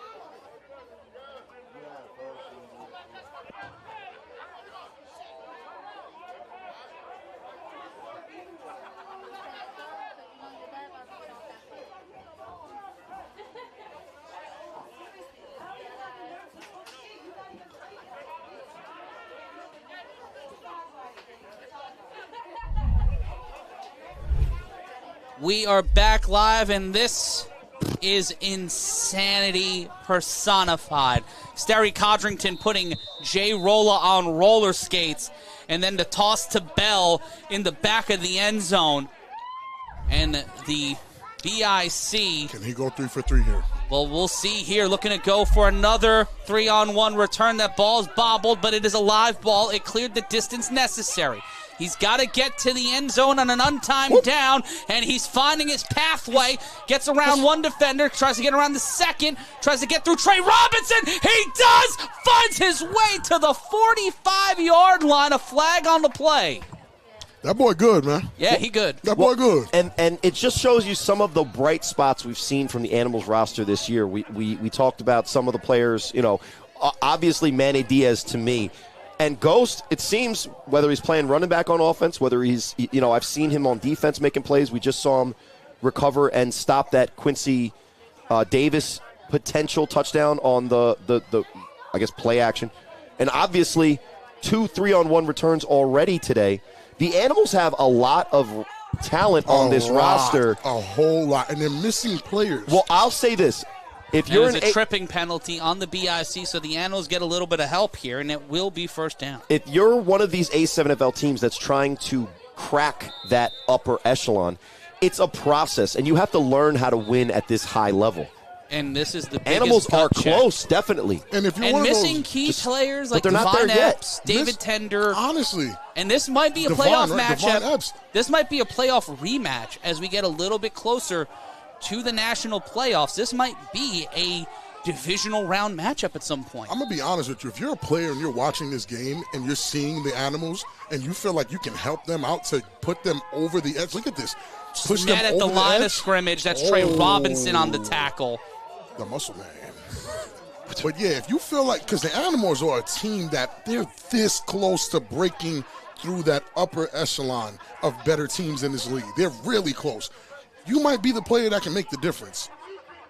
Don't look at me. Not you, for sure. I mean, I when we played BIC, we were only down 26-12 at half. But don't look at me. Second down. Corey, you're the problem. 2nd and 9. The handoff play action, immediate pressure. That's Robinson Valley and another defender backpacked on the catch. They will give him. Looked like he was going to school. They will take him to the 44. But it's Mother, I don't want to go to school today. I want to stay home and bake cookies with you. No, you put your book bag on now. Well, Manny Diaz does make the play. He makes a tough catch, and Syer Hancock gave him no room to do anything after. Credit Bebo for getting the ball out, but all the quarterbacks That pressure, my goodness. involved in the game so far today want nothing to do with the pocket. They're just Their offensive they're line is just swinging absolutely the door looking open. to get away from that pressure immediately, and they don't even look down the field until almost too late. Yashi's corners If are a staying rematch solid. in the playoffs happen, with all teams Diaz, fully staffed, the Diaz, throw to Diaz, tipped, intercepted by Syer Hancock. Syer That's a live Hancock ball. Ooh! plows through his former teammate in the BIC continue to thrive with special teams and a player Unnecessary. Come on, guys, you're up. You're already up. It's and it all looks like good. that's Paul Ioannidis. But it was instigated. Now, it was a good tackle, a tough tackle, but the thing is that what these Animals players are doing in this game where they're getting kind of beaten down is trying to win back their manhood. This is a terrible throw, obviously. No, seriously. No, this is I a terrible agree. I throw, agree. obviously. Manny Diaz, at this point, is just completely done with the situation. He could have Yeah, he made could that have stopped play. him here. He didn't He even- could have made an attempt, but he's just sick. Like, what am I supposed to do? I'm open. over it, man. You know, Greek Beaks makes the play. Now, it's not as good of a tackle as he's trying to make it and because he there's tries all to this box extra and stuff. crab him there. There it is. And That's what the he's doing extra is he's sauce. saying, I'm a man, I'm 40, I'm tough, right? But it's just not right to do because basically when you look at it, what are you saying down 50-12? That you can make a meaningless play after your team turns the ball over? Now, I don't necessarily, I understand the sentiment here, but I don't necessarily love the effort from the wide receiver. And it will be offsetting penalties with 1:06 left to go. No park. All drive. Matt Ryan joined alongside Big Rob Fabien and Corey Hammond. I'm somewhere in here. Yeah, you're there. You're there. We're live on A7FL.tv. At halftime, we'll be talking with Dan Giesling about the games. I'm excited to talk about Dan. I love watching his stuff back on the Creator Sports Network. It's always a fun time Dan's always watching having his fun. Well, community. I'm gonna ask what his feelings about Parvati are because she came in here and she was just snaking from the beginning. I think she even dropped his name in the vote at the end. The traitors. How do you watch this much television? What? I don't go out. Me and my wife, we put the kids to That's bed fair. and we sit down and watch the traitors Let's on talk to Peacock. Taj Webster. Animals are missing big parts of their team in the defense. And when they're full, the BIC are missing people too, but the BIC is constructed To be to able- build. that's They- 100% it's wow. That is depth. true. That's a Depth fact. is the biggest, and that's what you see from the Nightcrawlers, from the Insomniacs. Honestly. You know at any given time, Man, they're gonna any do another 7 quick screen. players, and it'll be 1st and 10. Corey And Soft Look at Watch look for at it's set up. Agostini It's at the set up for bottom of your Q Bell screen. for Q Bell to block in front, Yeah. and with 1 minute left, they're going to go easy pass. Or Do it you might be a break your trick and control? Augustini goes up top. They might not do the quick screen, but that's what it's 1st set up and to be. 10. And Yeah. there's Quick that screen. quick screen off the hands of Augustini. Agostini. And that'll be 2nd down. I mean, I feel a little bit better. Corey's like, Do you think his favorite Bon Jovi album is Slippery When Wet? It's New Jersey, so I don't owe money. no, you don't. It's definitely New Jersey. Get that one. You said Bon Jovi, so you got to put a little bit of money in the jar for Zach. He's still upset about what happened. Dime? That's deep cuts into 3-on-1 podcast, wherever podcasts. I can't even say that anymore because we confuse people. Yeah, but you can find them wherever you listen to podcasts, and also on A7FL.tv every Friday, mainly at noon. They don't get the show. Depends if some people have children or are in the hospital or not. I'm trying not to have him. Now look, they set it up with the quick screen. Now what they should do is go with up the top. exact same play and throw it to Q Bell because they're not going to cover him. They're just going to let him go because they think he's coming to block. Oh, my It'll be goodness. 2nd down, and at this point, when they spam the same play again and again and again in Madden, like you're breaking the controller and just going home. Yeah, I do that all the time. I just play by myself, though. Yeah. I don't want to get destroyed on Oh no, I just play. I play creator character mode, Yep. and then just every time I get mad, I turn it off and walk away. Can't I do just- that here. It's real life. I just go back in and just play. Hammond. Nope, that's Why not let it Codrington. fly? Caught. Prada. Ooh! Umar Lewis. Wait a second. Was that a catch? They'll call it a catch. Definitely a catch. All They'll right. call it a catch. It's under 2 minutes. and it was down inbounds. They'll call him down inbounds, so the clock will continue to run with 45 seconds left to go in the half. I'm just looking for more from Augustini. I'm telling these guys, like, let me know he was good. I'm seeing sparks, but I want to see something. I want to see something for real. William Webb saying that we help make the game special. Well, you guys do too. The throw off the screen and surrounded in a sea of red like Moses. And it will be second down. Well, if he's as good as they say, he can run a real play, and they don't have to just give him the quick screen. So it's, if they keep calling the same play, the exact same play, the Animals obviously have caught on at this point. You sure? Because if it goes for 6 the next time they call it, I'm just going to not say bye-bye and look right in your eyes. Well, it's still on them to make the tackle. If that happens, I get to sing Who Drives You Home by the Cars. Do it. All right. As long as we get no copyright. You should sing anyway. Well, thank you. Yeah. Pretty good at it. It's one of our viral videos on the InstaFace thing, right? 800,000 people have watched that video. Did Simon Cowell call for No, not yet. No. X Factor yet? No. He still does that shit? Oh, no, it's AGT now. Yeah. Oh. He's got a diverse portfolio. And speaking of Like diverse Dan Giesling. portfollios, who will Sterry Codrington throw to here on second down? Himself. He won. That is Not Kenny Agostini. Stansberry setting the block, and Sterry Codrington slip, slide, calling his own number. Bye-bye. Quick one for you. Touchdown, BIC, and they put an LT on the board, 56-12. Kenny Stansberry is nowhere near that athletic to make that block. That was definitely Marky Gill. Oh, that was Marky Gill. Yeah, shouts to Marky Gill because I've been bothering him. Oh, yeah, I'm sorry. Yeah, I've been bothering Marky Gill for the better part of his whole career and calling him terrible. Now, I'm going to say that this. was a phenomenal You block. can't by Marky see it Gill. off your screen, but there's a reason Agostini's on the ground is because Jay Rolla is fed up at this point. He's looking to ruin BIC's season, and you see the way that the defensive tackle with no jersey number is chasing down Sterry Codrington. Once upon a time, he catches that elusive running back. You see the tenacity. Yeah, he's looking to ruin their season. Road again. He can't wait. In the end zone again. I mean, he always had that kind of tenacity, but back then he had the speed and the stamina to, do something. This time, it's not the same. He can't wait to get on the road again. He's been in that end zone a million times, once 1,000,001, as the weather begins to get a little sloppier here in Asbury Park. And scoreboard looking as messy as the field. And it is the throw on the 2-point attempt that's tipped up. But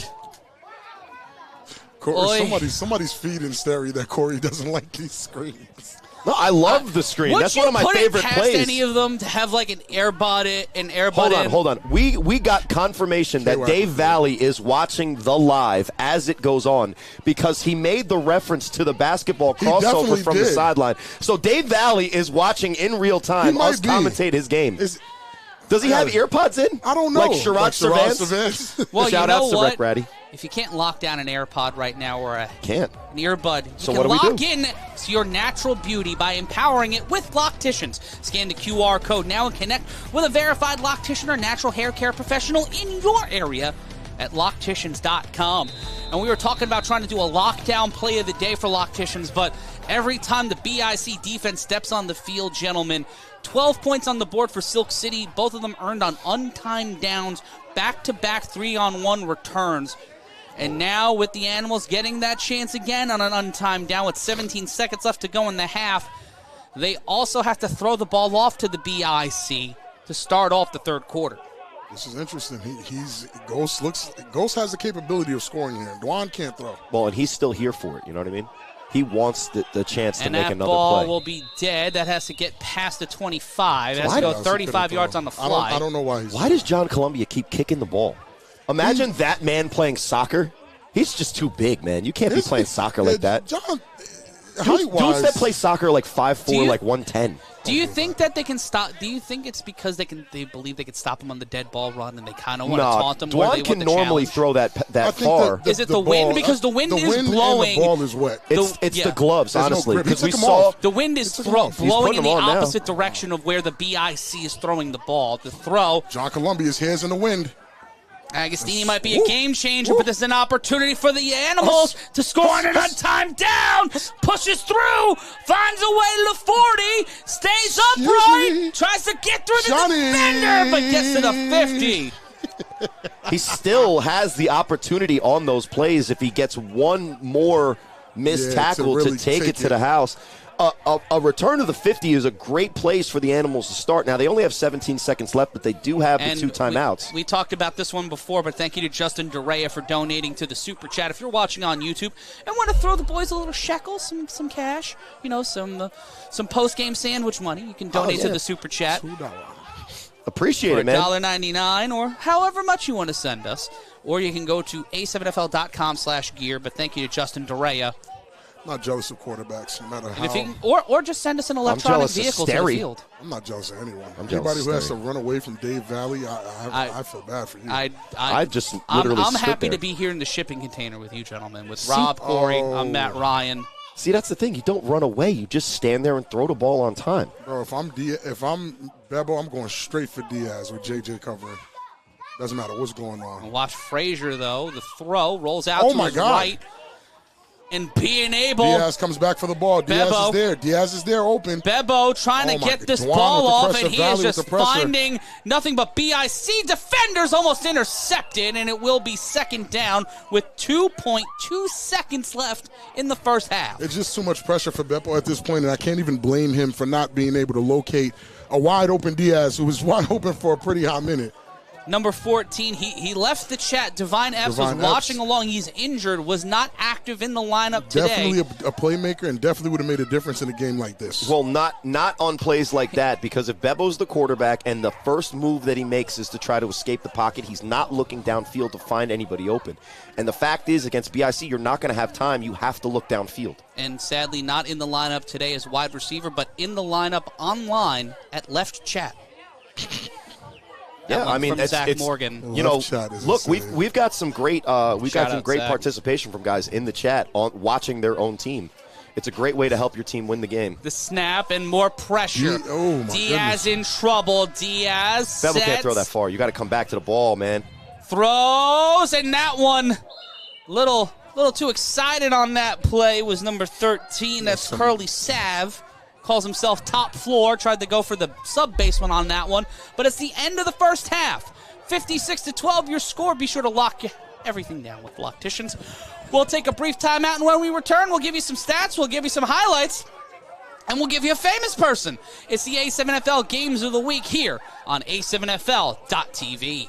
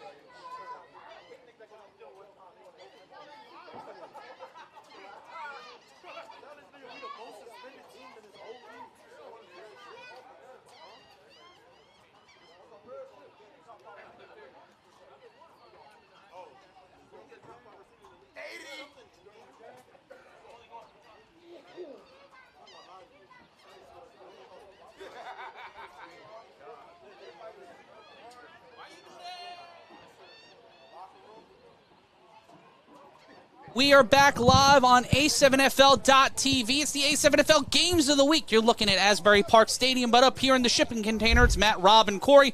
But we're not alone. We're joined from the Creator Sports Network by Dan Giesling. Dan, you've got a litany of questions for us. You've been talking and watching the A7FL for weeks.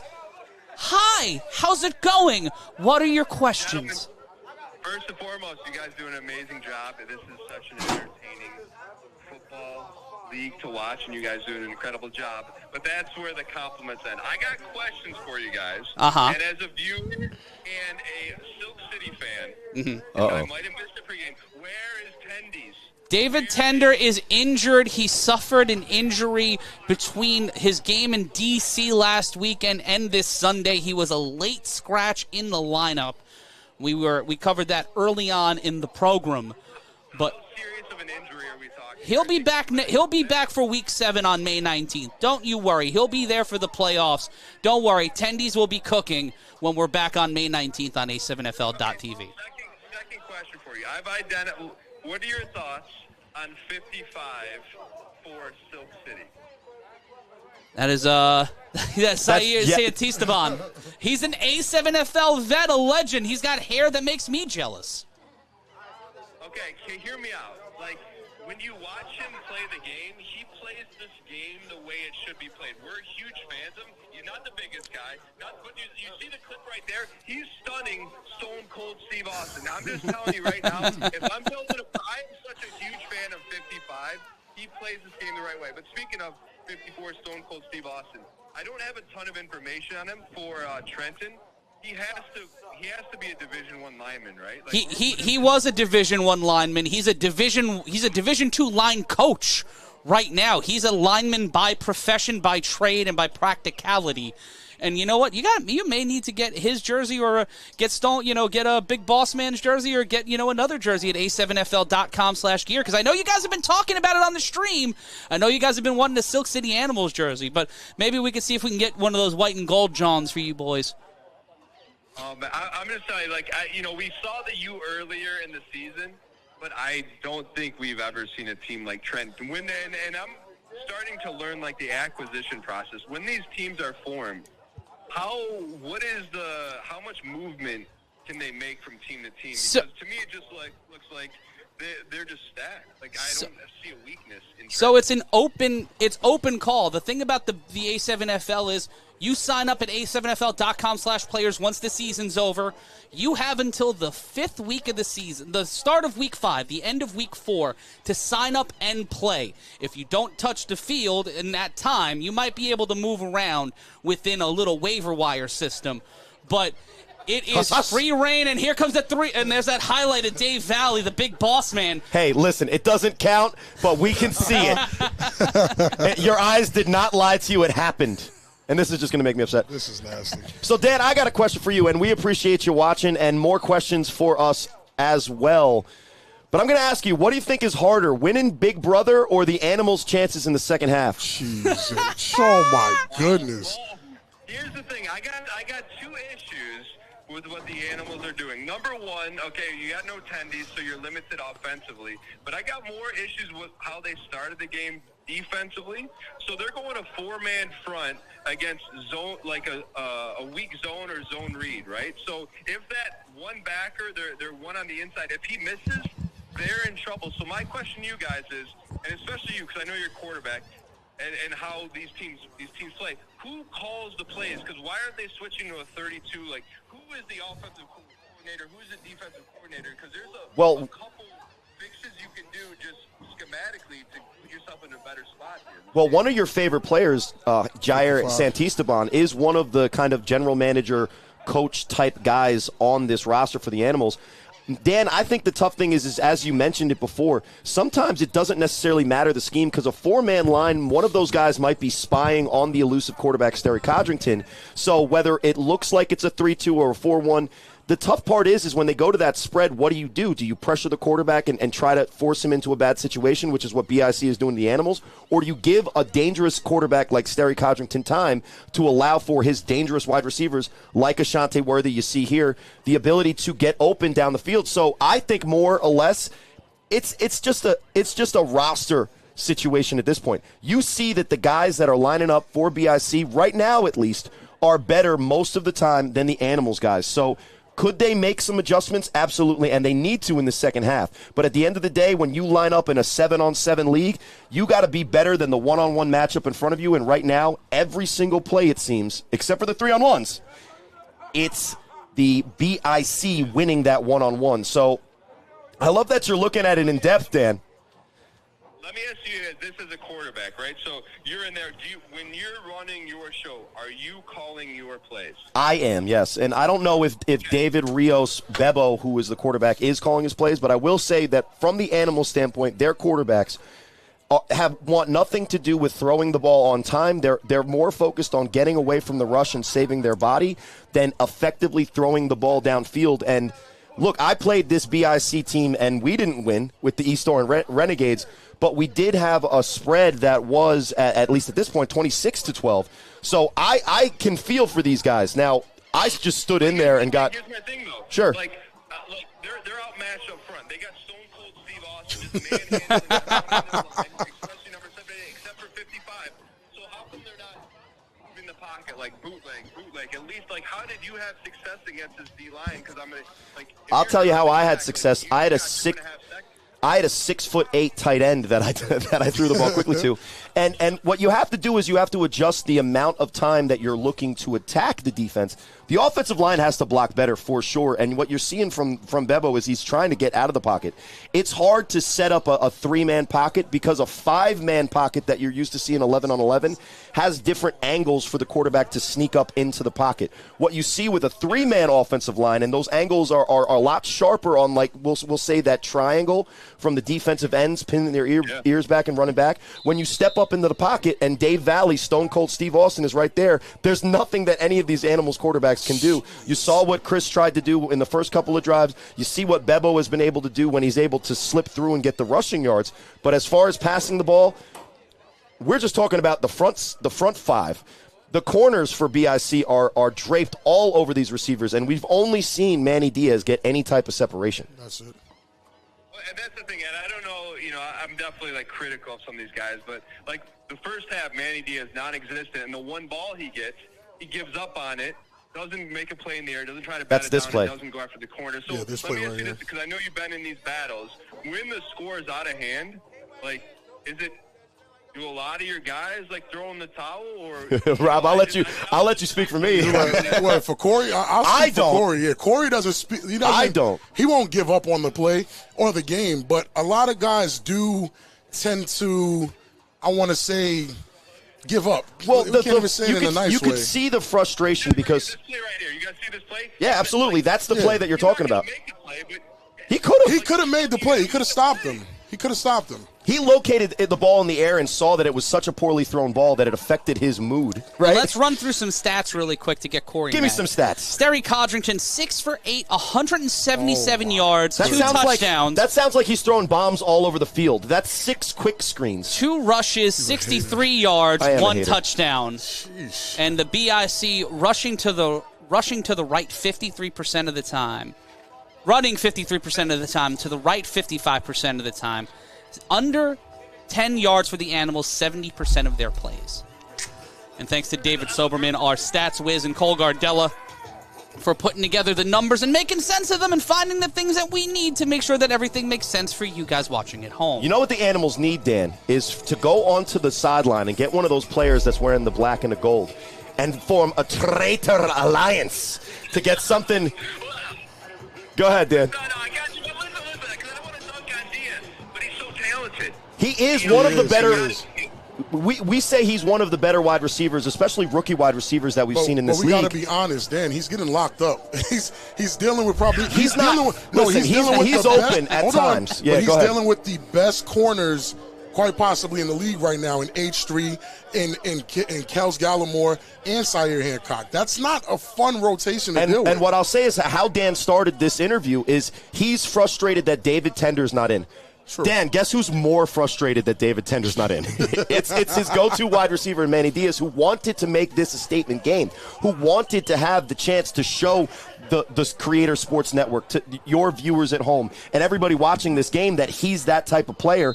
And I'm going to be honest, when you don't have a helmet on and you're playing A7FL football, you can see the emotions of these players, and it clearly 100%. affected Manny Diaz on that play. And Dan, we're going to have to let you go in a second because it's the start of the second half. But do you want to call a 3-on-1 with us? I don't know, do they? So my question, last question, because I'm learning like the ins and outs. Where is the final championship game played at? You're going to have to find out this week on the 3-on-1 podcast to find that one out. The 3-on-1 return here, untimed down to start the second half. And that's H3 Frazier trying to go HD. He's 1080p, but out of bounds at the 29. Dan, thank you. Thanks, CSN. What was that? I'll see you guys in 2 weeks. See you in 2 weeks. Shouts to Dan, man. 1st and 10. That was fun. Shouts to Dan, that was like man. old Monday Night Football. Or just like old like CNN call-in shows. Toluca Lake, you're on the air. Now, shout-outs to him, too, because I asked him the question, what's harder, this or be a Big Brother, and he completely dodged the question and just moved on. That is a Corey Hammond move if I've ever heard of. He's a professional, man. Of course he's a pro. You know, the sad thing is that the promise that he saw watching the animals, and he's talking about the game against the U, he's talking about the game against Snow Tribe. That's a team that people want to watch. And unfortunately, what you're seeing is when you miss the one piece or the couple of pieces. Bebo on defense, boys. Well, they got to do something, especially going against a high-caliber team like BIC. It can all crumble pretty fast. When you have 11 guys on the field at a time, you can maybe hide that missing piece. It's 7 on when 7, it's you 7 can't on do that. 7, You can't hide everything anything. is right in the spotlight. And let's just say this, too. When you have Dave Valley playing on both sides of the ball as effectively as he is, it's not. You have to have some kind of difference maker. And the big guys for the Animals have just not been able to stand the test. I feel like the BIC have to play with 6 dudes on the field because he just takes up space for 2. Yeah, he's just such a gap filler. It's insane. Too good. He's too good right now. And BIC has too many weapons around him with then Sterry Codrington, who's literally doing whatever he feels like doing. Taj Webster in the chat on A7FL.tv says Valley's been hanging out with the team too much. He's dancing on the sidelines. Hey, listen. He was already dancing, He was man. dancing. He's barking. It's the nation night. In his first game that I seen him in, he was barking more than anybody, even K-Wack does. Because he got hyped. They got in his face. He's built for this league. Yeah, that's the type of offensive lineman you want, though. The excited one, the angry one, the one that's actually going to smile after a pancake. We don't love pancakes? Yeah. Shout-outs to my wife asking, what in the Hannibal Lecter is on Quincy Davis's face? The snap. That's a great line, Codrington, the throw. That's to the sideline. And they will not make that easy. There'll be a flag on the play. The catch by number 16, Umar Butter Lewis. I don't know. It's definitely a penalty because you tackle too high. Because Rob's even demonstrated on me, and Rob, I would definitely go down if you're tackling me that way. But when you're close to the neck head area, it is a safety concern. I understand. The tough part is how do you tackle an Umar Butter Lewis effectively when he's that quick and that shifty? And he changes levels for like ridiculously fast. But it just goes to show you that if you're going to be an effective defensive player in the A7FL, your body position has to be impeccable. And he caught him off guard there, and that's why it leads to an extra 15 yards on the penalty. It'll be first down. Codrington throws this one downfield to Gomez. Incomplete. Not a quick screen. And there goes Bebo staying hip to hip with Gomez. I would not be celebrating right now if I was Bebo. Oh, no, far from it. Hose it down, keep it moving. That's what you have to do right now. Because at this point, and I'm hearing Dan and how much of a fan he was of the Animals, but then understanding I'm still a big fan of this Animals team. And that's kind of what I'm trying to say. I don't want people to watch this game with the Animals missing players, missing their starting quarterback, missing some key players in Divine Epps and Dave Tender and Chris going down. I don't want you to think this is who the Animals are. The Animals are probably still one of the tougher teams in this division, just running into the best. This is who the Animals are today, and that's really what it is. It's just today.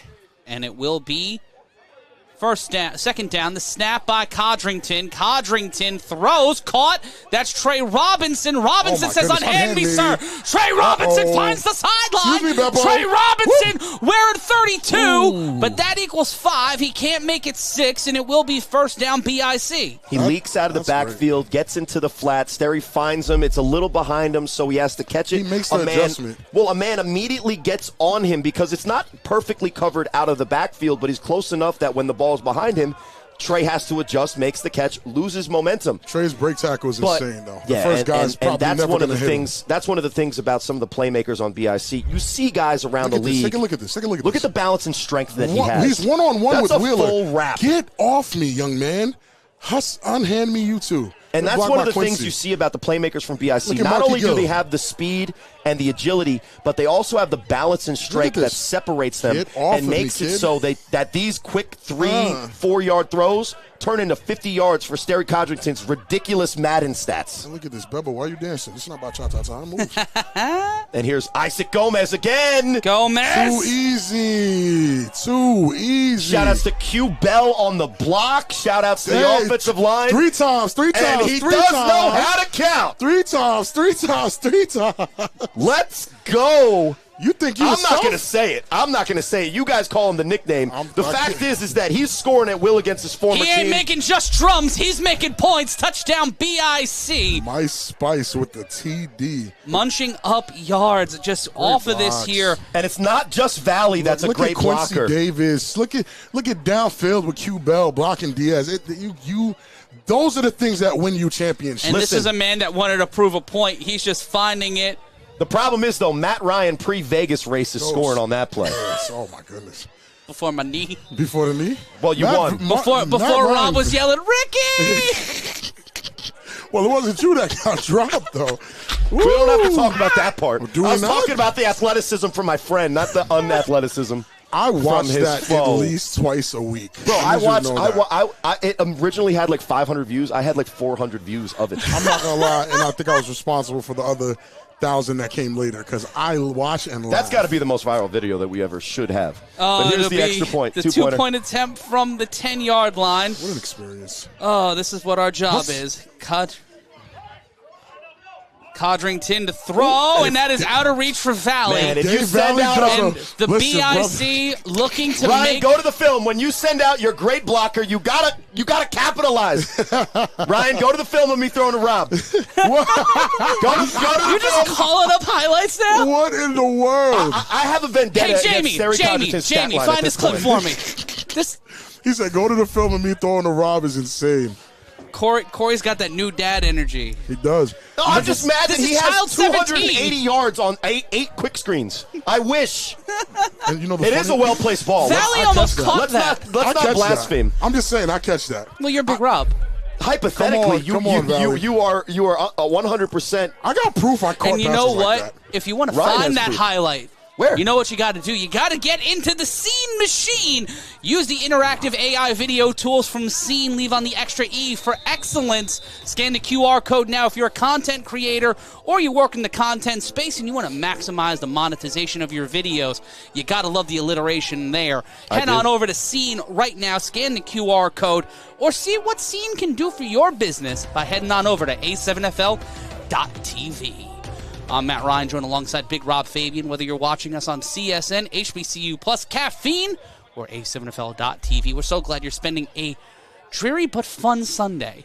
And shout out to Dan Giesling. I'm going to make another Traders reference because it's of course it's the traitors. You just really want to be from the animals. Friend. No, I just love saying the Alan Cummings line. The traitors. Imagine. And a shout out to Dan doing the telestrator. And there it is. Here it is. Here it is. Here it is. When you send your lineman out, you make sure he's got it in his hands. That's a long handoff. LaCorey to Bachata Bob. He really pulled that up. That's a fit Rob Fabien right there. I was even more fit when I caught the one from Neiman. Yeah, well. I dove for that one. The 3-on-1 throw-off, an attempt here, trying to score again for the third time from the untimed down. Stepped out of bounds. And that one will be stopped at the 41. And I talked last week about his efficiency. He knows the play's made. Look at this. Look, this is a smash route. Check it out. Oh, I faked that one. I faked that one. You see that? You see the turnaround? And that's Freight Train with the pressure. And Wolverine. Is that Baltimore? Is that in Baltimore? Yeah, that is Corey Hammond Memorial Field. And Big Rob with the fist when I was on BIC. Listen, it happened, guys. I don't know. Corey to Big Rob. It definitely happened. This is why I love this job. Well, when it's 62 to 12, with you two chuckleheads. And on the top part of your screen, you can see the Amtrak train. We're a little bit off the rails in this broadcast at 62 to 12. So you're going to get fun stuff Welcome like this. Welcome to the 3-on-1. And shout out to Dan Giesling live in real time watching Corey Hammond with brown hair throwing the ball. And Big Rob, like 70 and he says pounds W. lighter. He wrote W on the telestrator. W is crazy. Step this way. Listen, oh my God. Okay, Matt. 1st and 10. Gosh darn it. Look, it's like Dion in his last day of Florida State. I'm showing up in the limo and I'm partying. It's like it's. Never mind.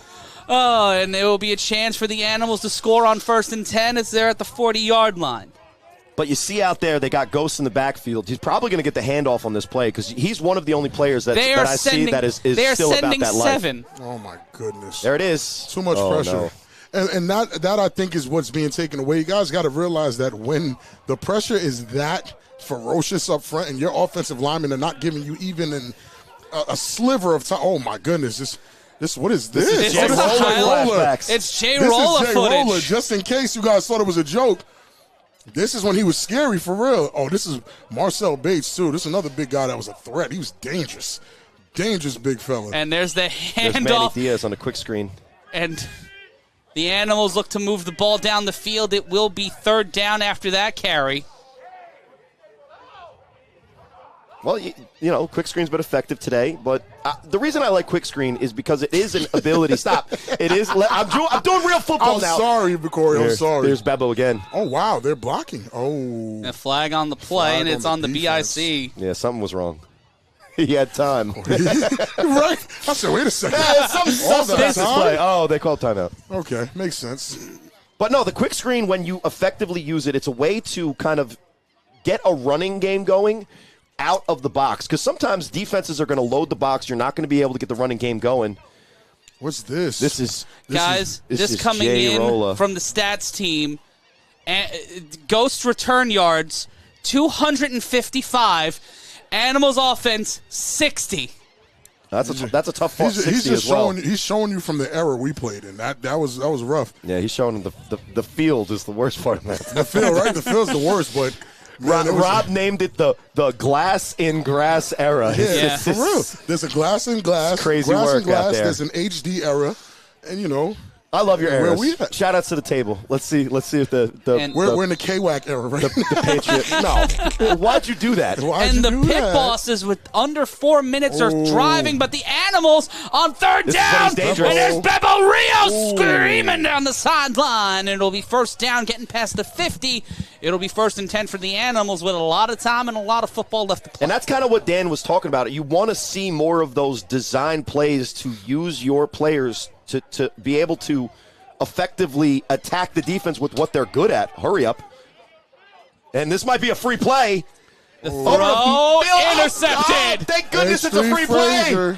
It's H3 Frazier. That interception won't count, but... And he's waving to me up top. Come on, H3. It's your defensive line that went off sides. Don't look at us. I see you, H3. We didn't do anything. I see you, H3. Listen, H3 is making Man, I gave you one personally. I don't even want you to look at me again. You don't want to talk to him, huh? You don't want to be friends? Man, Goose. Go for the ball, Goose. Look at this. Nah, but Manny Diaz, it's a tough catch, but Manny Diaz has to make that catch on a free play. Manny Diaz is not in the mood. He's not. Because you know, My Spice is. What? Oh, my goodness. No, that's one of her songs, but I know no one knows. Oh, yeah. No, I don't know. 1st and 10. Don't be a lame. Don't be a munch. The BIC have scored a bunch, and here's trouble for Bebo. Ooh. Bebo brought down emphatically. And that is number 13, Curly Sav, the top floor. Oh, wow. Taking Bebo from the penthouse to the outhouse, and it will be 2nd and a long way to go. Yeah, and I don't want you guys to think the little turnaround catch from Corey is all I've ever had. Just to be clear, I've had a diving catch against one of the GOATs. Well, I just had a kid and asked for a replay from the past, so Ryan was nice enough to give it to me. He's not going that far back to find Nemeth. That's not that far back. It was like... It was top beef. It wasn't even A7FL. It was A7, and it was a playoff. Was it? I think so. All right, well, I think so. I don't know. Give him the timestamp. You sound like men arguing over soup at a deli. I don't have the timestamp. I just know what happened. Just show the receipts, Rob. Yeah, you have the timestamp. I don't. Don't lie to them. Snap in oh trouble. My goodness. Rolls out. Hey, Robinson. Ball is falling out, and number 55, Santista will keep it, and it will be. That's what you want, big fella. It'll be 3rd down, and oh no. Third down and forever. It's third down and call CJ in here. You think he can help them out at this point? No, but the one thing I want from CJ is you got to want to be the guy in there. Here's something for Dan Giesling to think about. What? Why not talk to the Santistabons? The Pittsburgh, the PA Animals? The PA. Ooh. Hey, you might have just said something there. We'll see. If he loves the Animals so much, what happens if a Dan Giesling takes control of a team? He knows He's ball. He's going to tell him to get out of that 4-man off defensive line and get back into a 3-2. So listen, get in that 3-2 because he wants them to make sure they can cover, but these guys are... He's going to talk to the team doctor and the trainer about David Tendies. When is Tendies coming back? Like he said, what kind of injury are we working with for real? Honey mustard, barbecue sauce, what does he need from me? Honey sriracha. The toss. This is a double pass. A variation of the backsack. Diaz! Caught! Ooh. Won't get them the first down, but it will give them fourth and tolerable. That's crazy. They didn't get the first down on that. Double pass, executed perfectly from the quarterback. You saw he took the step up so he can go the backward pass. He can't have two forward passes. But this is what I'm saying, though. Anonymity with no name and no spiral completes it to Manny Diaz down the field. They will not give up. It doesn't matter what the score is. They are still trying to score. And I would be interested to see, even though it's not a great game, Manny Diaz's stats are still on par to be a top echelon game, maybe even compared to some of his counterparts. Diaz is honestly still one of the better receivers in the league. There's Diaz. Fourth and a tax appointment. That's why he plays defense. He's knocking it down. He's knocking it down. You got to do your push-ups. He owes dough, man. Kels, Quit making drums, not making plays. First down BIC, as he'll have to do some push-ups for that one. Man, Kels has never played an offensive snap in this league. Come on, man. You know what he was doing. Kels old dough, man. He's knocking it down. Somebody give him the money sign. I need mine, Kels. There's no way. He made the play. What do you mean? It was fourth down. He made the play. On fourth down, you know what matters? The BIC have the ball, and they'll have it on the other side of this. With 6:03 left to play in the third, it's 5:58. It's 62-12. The BIC with the lead. Stay right where you are. You know you're having fun. Why would you leave now? Support our sponsors.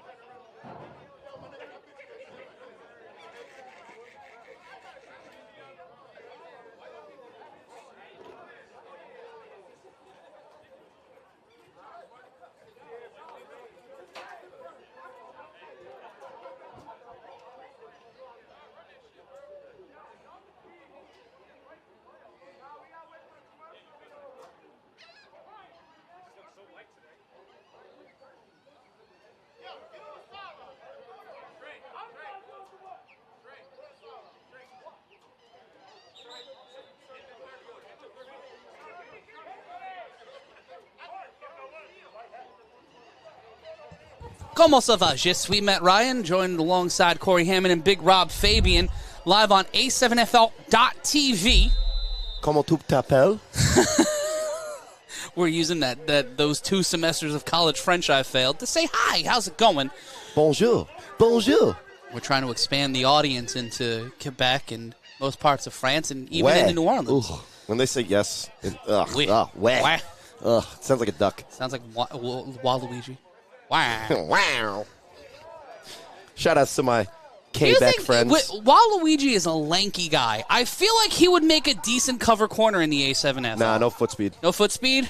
He's got range. He's got the kind of the radius on his arms. But in a 40, he's getting beat off the line every single time. Just watch how he covers Mario, who is one of those scat-type speed players. And it will be first down. Especially when he gets those power-ups. You know BIC. Raccoon Mario is a good wide receiver. Good to great. Get a Tanuki Mario. The toss to Dave Valley. Dave Valley isn't hidden. He's in front of your face, and he gets out of bounds. Listen, when you are putting up statistics like he does, I would be surprised if Dave Valley doesn't have more pancakes than any individual running back, not quarterback, because Sterry's got a lot of rushing. Watch it there. Running back has touchdown runs, right? Because they share carries. So Pancakes for Valley has to be in the 20s. Pancakes for Valley sounds like an HBO special. Well, sounds like a store. Isn't that one of the shirts on A7FL.com/merch? Oh my goodness, that was Chris Johnson. Pancakes for Tots. Oh my God, I don't want to see that. Look how ready he was. And they interestingly enough, they do play action to the same side they do the shovel pass. But the action from Butter Lewis freezes the backside with the ghost, and then you have Trey Robinson who's down the block, and CJ. Oh my God, CJ! At least CJ got hard. He didn't get pancakes, but he got pie face. Listen, CJ got hard. That's a decent block from Trey. The runner there's got to read the block and cut up field. He ran into the blocker. He was just looking. What are his positions? Offensive tackle, defensive tackle, monster. Monstars, more like it. It will be second down after the gain. 2nd and 6. There's Trey Robinson. No way. Dig it up on, dig it. He found the hole. Drives through it like the Roadrunner. Touchdown. BIC. That's insane. Another one of the playmakers for BIC that just is accepting whatever role he gets. And this is a guy that comes from – he's the only defending champion on this field, guys. Right now, yeah. And he's made a name for himself in that first game against Snow Tribe. He had the interception for a touchdown. He's got offensive plays all over the season as far as a highlight tape. And Manny Diaz has shown that at wide receiver, the effort level is lacking at times. He's got to do a better job if he wants to make a tackle there. Guess who's coming on the field? Hirsch is on the field. Let's go, Hirsch. He didn't mean to cause you any sorrow. He didn't mean to cause you any pain. He's looking to be a 70 boy in the cold Hirsch. New Jersey rain. Let's go. It's the third quarter with 3:34 left. BIC is making a statement with this game, and this is a nationally televised game. This is the only game in Asbury today. This was one of the games of the week in the Northeast, and BIC is having none of that. 68-12 is bad. It makes the Renegade season look a lot better when we see some of these other teams face the teams that we got murdered by getting murdered way worse. Hey, man, as long as it helps you sleep at night. Look at Hirsch. You know Hirsch is getting the ball. Hirsch.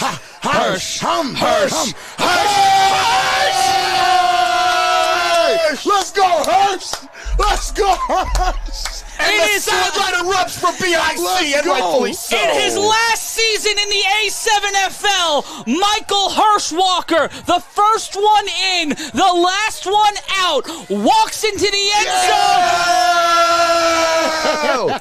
Let him keep the ball. Head too. There you go. Matt Ryan, lock Titian's read right now. If you want to lock up the end zone the same way Michael Walker did, lock down your hair with the natural hair care professionals at Locticians. Just watch him there. Slip, look at the slide, and just in there. Man. He can actually make sure you don't get twisted the wrong way. Go to Locticians.com. Now, that's a good run from Hirsch, but you could see that how much his team loves him. They're out in front, making a block on what might be to other teams, to other situations, a meaningless play. Look at the blocking here. Guys are going downfield, but he makes the cut, gets it in. That's one of the highlights of the day, guys. And Proton Pack in the Dan Giesling Twitch chat, they just made a new position. They called him the Silverback. The Silverback. I love it. The Salt and Pepper Gangster, Michael Hirschwalker. I love it, man. Wow. Good job, BIC. That was great. We had more energy for his extra point than any of Isaac Gomez's touchdowns. I mean, look at this, man. This is great. Listen, it's history. It's history right there because Michael Walker has literally been alive for so long. He's living history as we know. And John Columbia walking in like every uncle at any communion after party you ever go to. Shirtless, solo cup. And he's drinking water, by the way. Yeah, he's drinking water. Anybody wondering? Water. Electrolytes. Trey Cohn was in there with a blanket on, getting into the frame. Diaz. He wants to be comfy, and Manny Diaz, he calls himself the CEO, hits the B button, and the score might be nice, gentlemen, 69-12 for the Trenton BIC, but for the Silk City Animals, it is a Long, hard look in the mirror between now and May 19th when we return with our 7th and final week of the A7FL game the season. Let's just say BIC knew what they were doing going for one. Right? They definitely when did. they had 68 points on the board, they knew what they were doing going for one. And that's to get Hirsch in, because I don't know if he gets in from 10 yards. Nothing else. Wait, what were you guys thinking? Nothing at all. See Big B. A former Brooklyn rapper. That's what I was thinking. I literally, as I was being wild and borderline, I thought it was Big D there. So great to see it's B.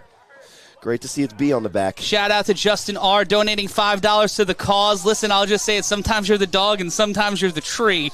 Justin Dorea donating $1.99 to the cause, saying that dude's covering himself up with a tarp. Oh my goodness. The dog and the tree is insane. I love our chat. It's so here's spicy. The Ghost at quarterback. Ghost.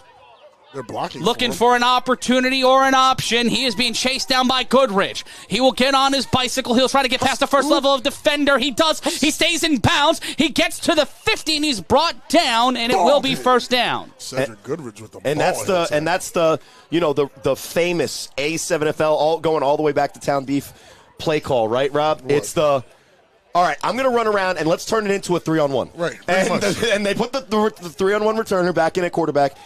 See, look, you see the light blue. You see the light blue cleats out there, or teal, or whatever color we're calling. CJ is in, but not playing quarterback. Come on, man! You told Matt Ryan to give you a good call. Give us a good play. The throw, Ghost looking for an option. He's got him. He throws this one. Intercept. Oh, sorry. Tim Wakefield with a knuckleball downfield, and it knuckles away from Sire Hancock. Gosh darn it, Sire. He's like, his own man tipped it.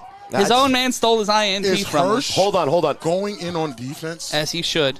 Okay. Listen, when we listed him, it said defensive lineman as well as running back. If Hirsch gets a sack here or a one-on-one tackle, I think I'm walking out. I think the reverberations from the screams in this container are going to have it fall down into the stands. Rob, Corey, the BIC are 3 points away from beating their all-time scoring record against the Omegas from last season. Oh, Corey's going to be happy.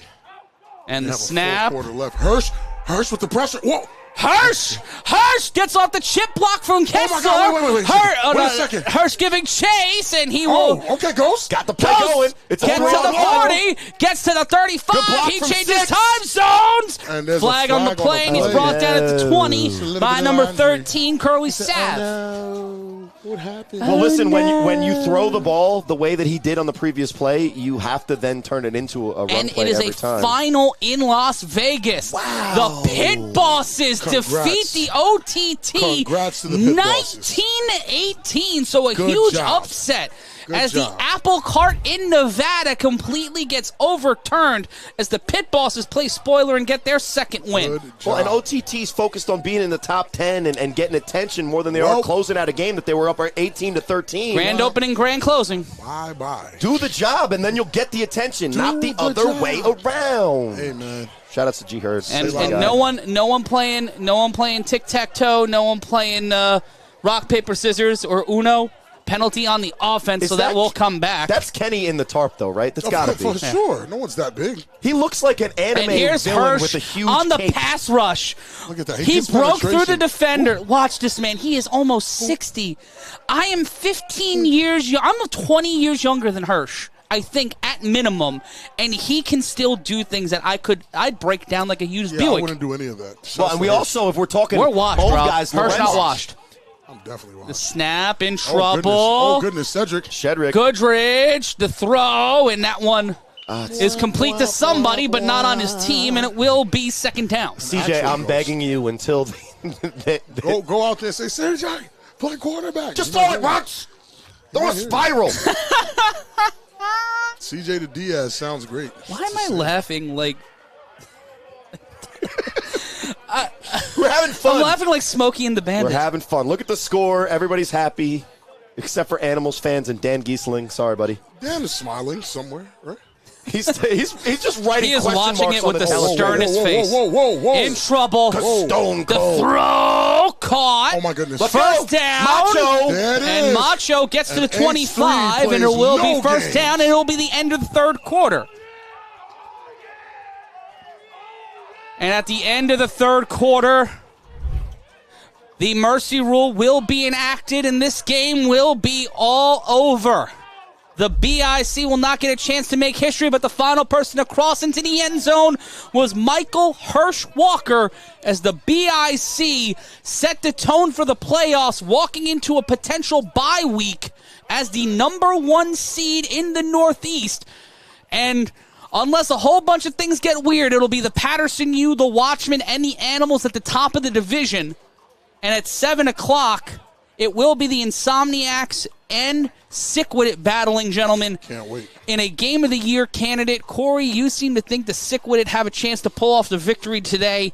Rob, I don't know if you feel like the Insomniacs, we didn't get a chance to talk about it on the 3-on-1 podcast this week, but your thoughts on our 7 o'clock game, the Insomniacs taking on Sickwit. I'm very proud of Sick for all the advances that they've made to even be in this conversation. Sounds like a butt's coming. Yeah, but I'm going with the defending champs. I'm going with the Insomniacs. Seal the deal, get the job done, finish because this is the last big game for them. Let's finish it strong. And don't get it wrong. This is not Insomniacs hate. No. The best thing that can happen to them for their season is they lose this game and get back on track and take the rest of the season seriously. And we're going to take a brief time out. On the other side of this, we'll figure out where we're going and how we get you to the top of the hour.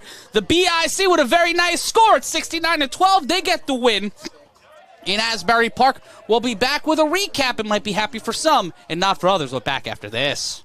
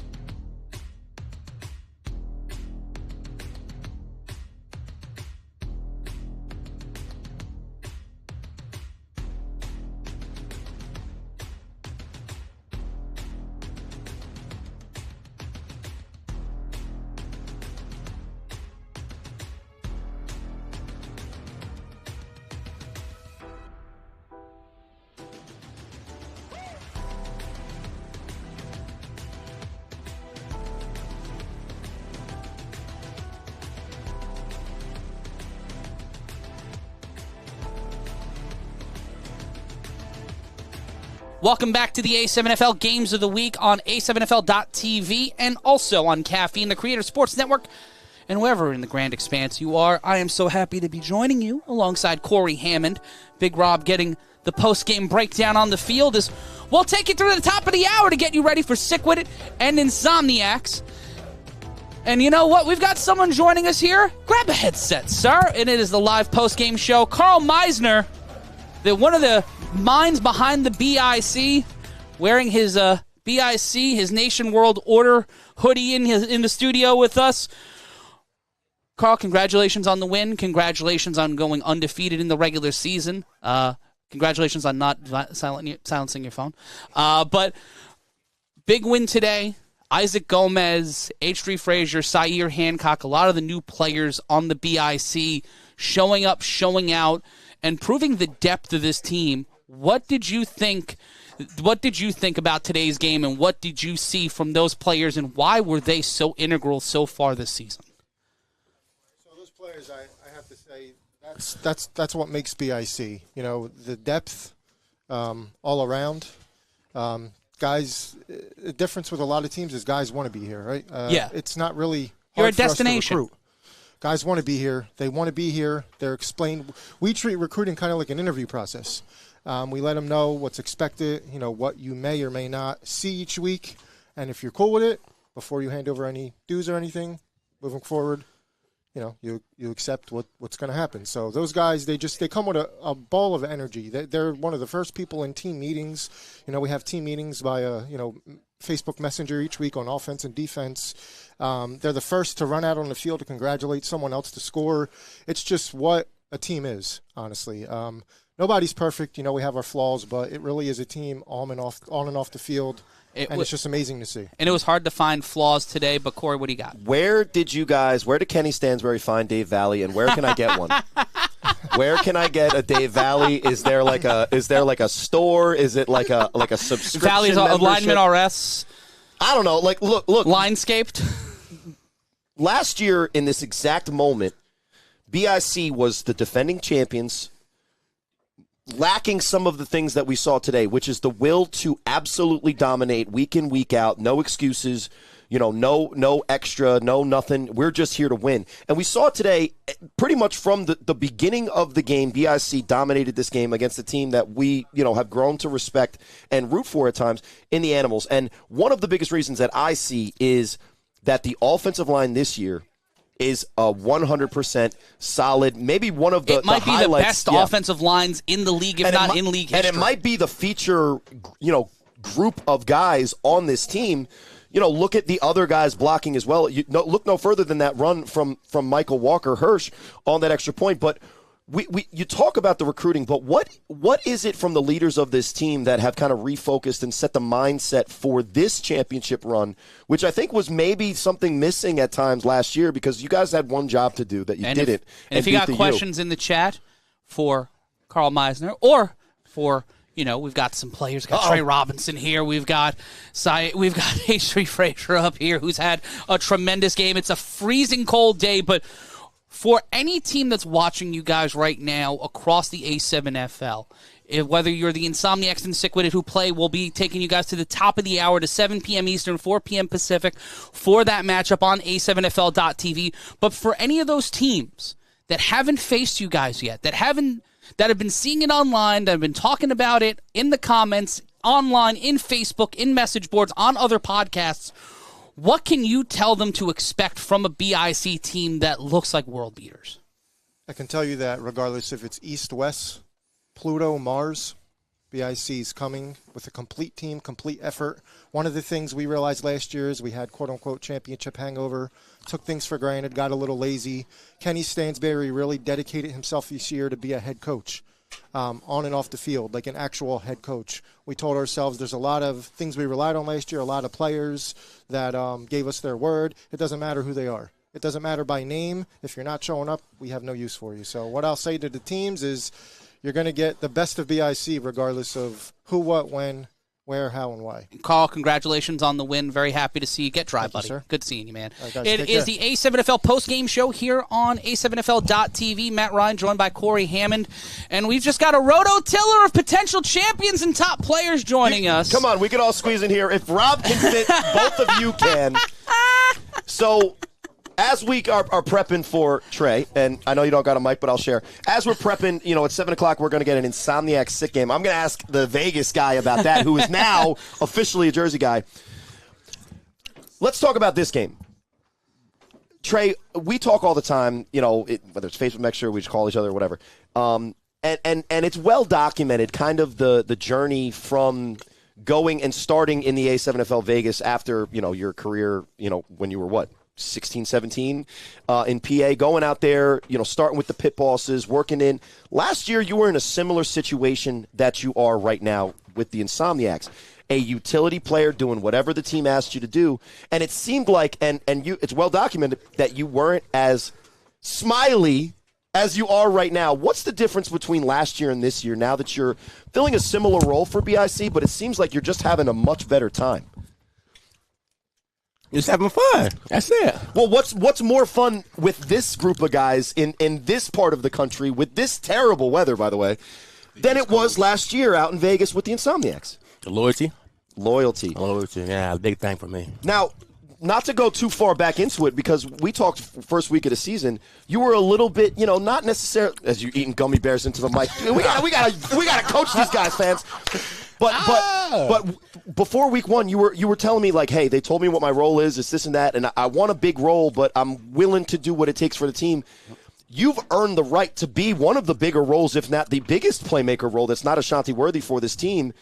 What has it been like, and what would be a situation that, ask Jordan Davidson, going to a brand new division all the way across the country and kind of uprooting your life, being able to find success at this level of degree when a lot of things were stacked against you? Shit, I don't know. Like this, whenever I had a problem, I can always look at my teammates and ask for my teammates for help and shit like that. And they will give me, the information that I need to go out and produce for my team. And it's about having fun. So talking to your teammates, as you're about to get us kicked, man. This guy. Sorry. Talking to your teammate. Now, look, I've already played him, so I'm not upset anymore. We're friends now. I threw you an interception already, so now you're getting on other guys. What has it been like in your rookie season as a corner in this league, as a playmaker so far, learning the differences between the A7FL and what you're used to? Tell me why A7FL is the best brand of football you've ever played in your life, sir. Because it's just like, it's different. It's like, it's no pads, so you got to really, wrap up. Yep. I've been watching this league for years before I even joined it. Like, I knew you when you were young. You know what I'm saying? When Rob still played. What were you in grade school? I was like 14, no lie. I was playing in Broadway. You know what I'm saying? So yeah. It's a lot better because I started playing flag with these guys that's on BIC. Right, Sterry, Ashanti, Chum, a.k.a. Marquis, yep. K-Wack, Quincy.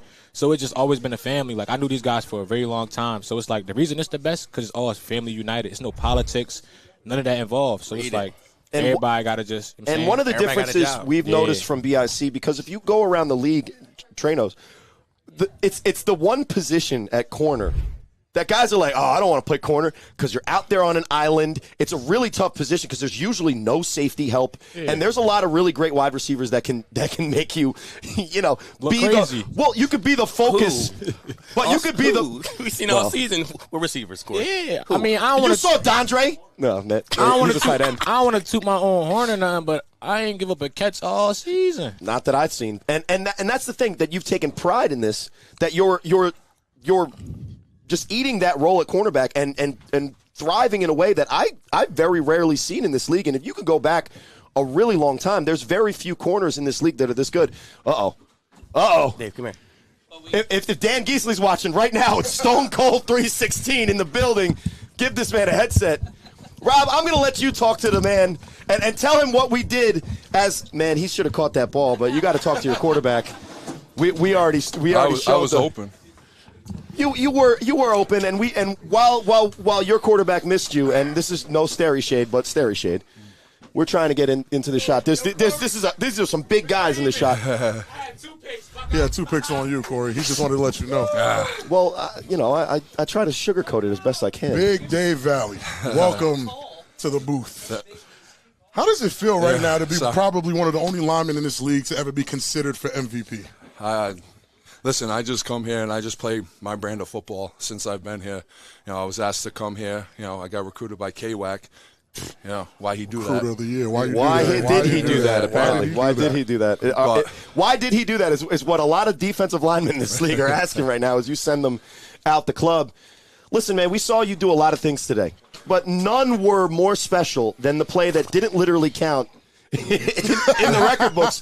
But like I said in the broadcast, we saw it with our eyes. Yeah. It will forever live in our hearts and minds. When you made that symbol on the sideline, did you watch the playback from the live? Because he's under the impression you watched us celebrate we were talking about the guys are telling me I did the Euro. So you did. Well, we all saw it and we saw you. So what were you on that play? Were you looking for the trailer and the alley-oop at that point? No, I was trying to break the ankles, man. I was trying to show off my agility. You caught Bebo. Yeah. You did. You caught Bebo, and then you ran out of... Yeah, I ran out of 100%. Come on, man. I'm 300 pounds. Listen. This is a big booth, and if you're making Rob look not as big, this is a big dude next to me. Thank goodness you didn't play defensive line against the Renegades. Oh, my gosh. No, that was the first game when they had asked me to come. Obviously, with the schedule and everything like that, I had to work everything out. I remember.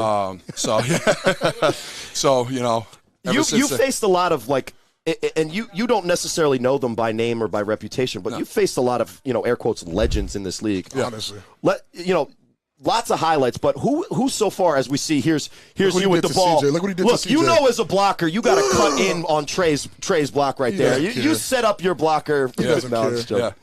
No, but to bring it back, who is the toughest lineman that you've faced so far in your rookie season in the A7FL? Because we've seen you pancake pretty much everybody. Who is the guy that gave you the best fight so far? I mean, I know I went up, but Nick Mays ain't bad.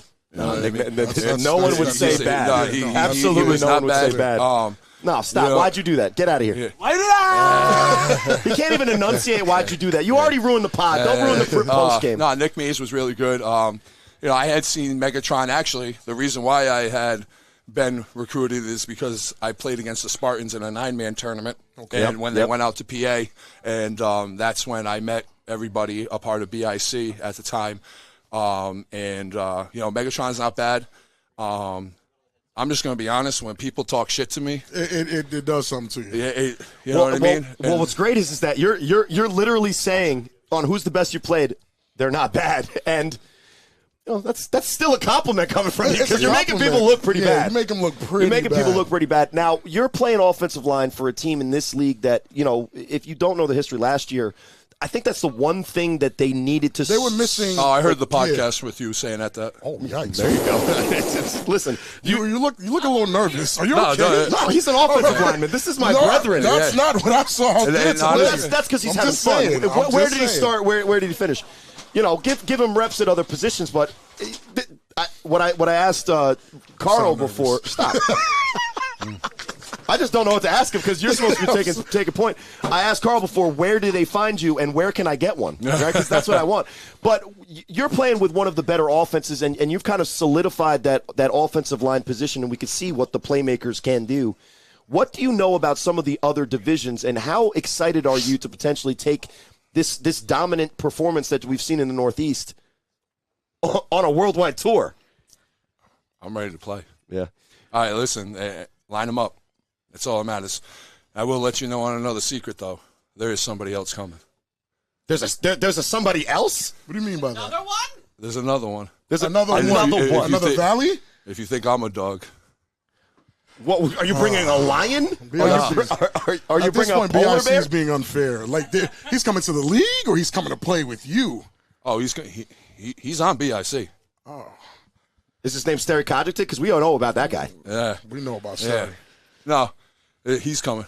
All right. Well, that's somebody I played with. That's an ominous statement from a very large man. Now, have you watched other games in other divisions? Of course I have. What have you thought?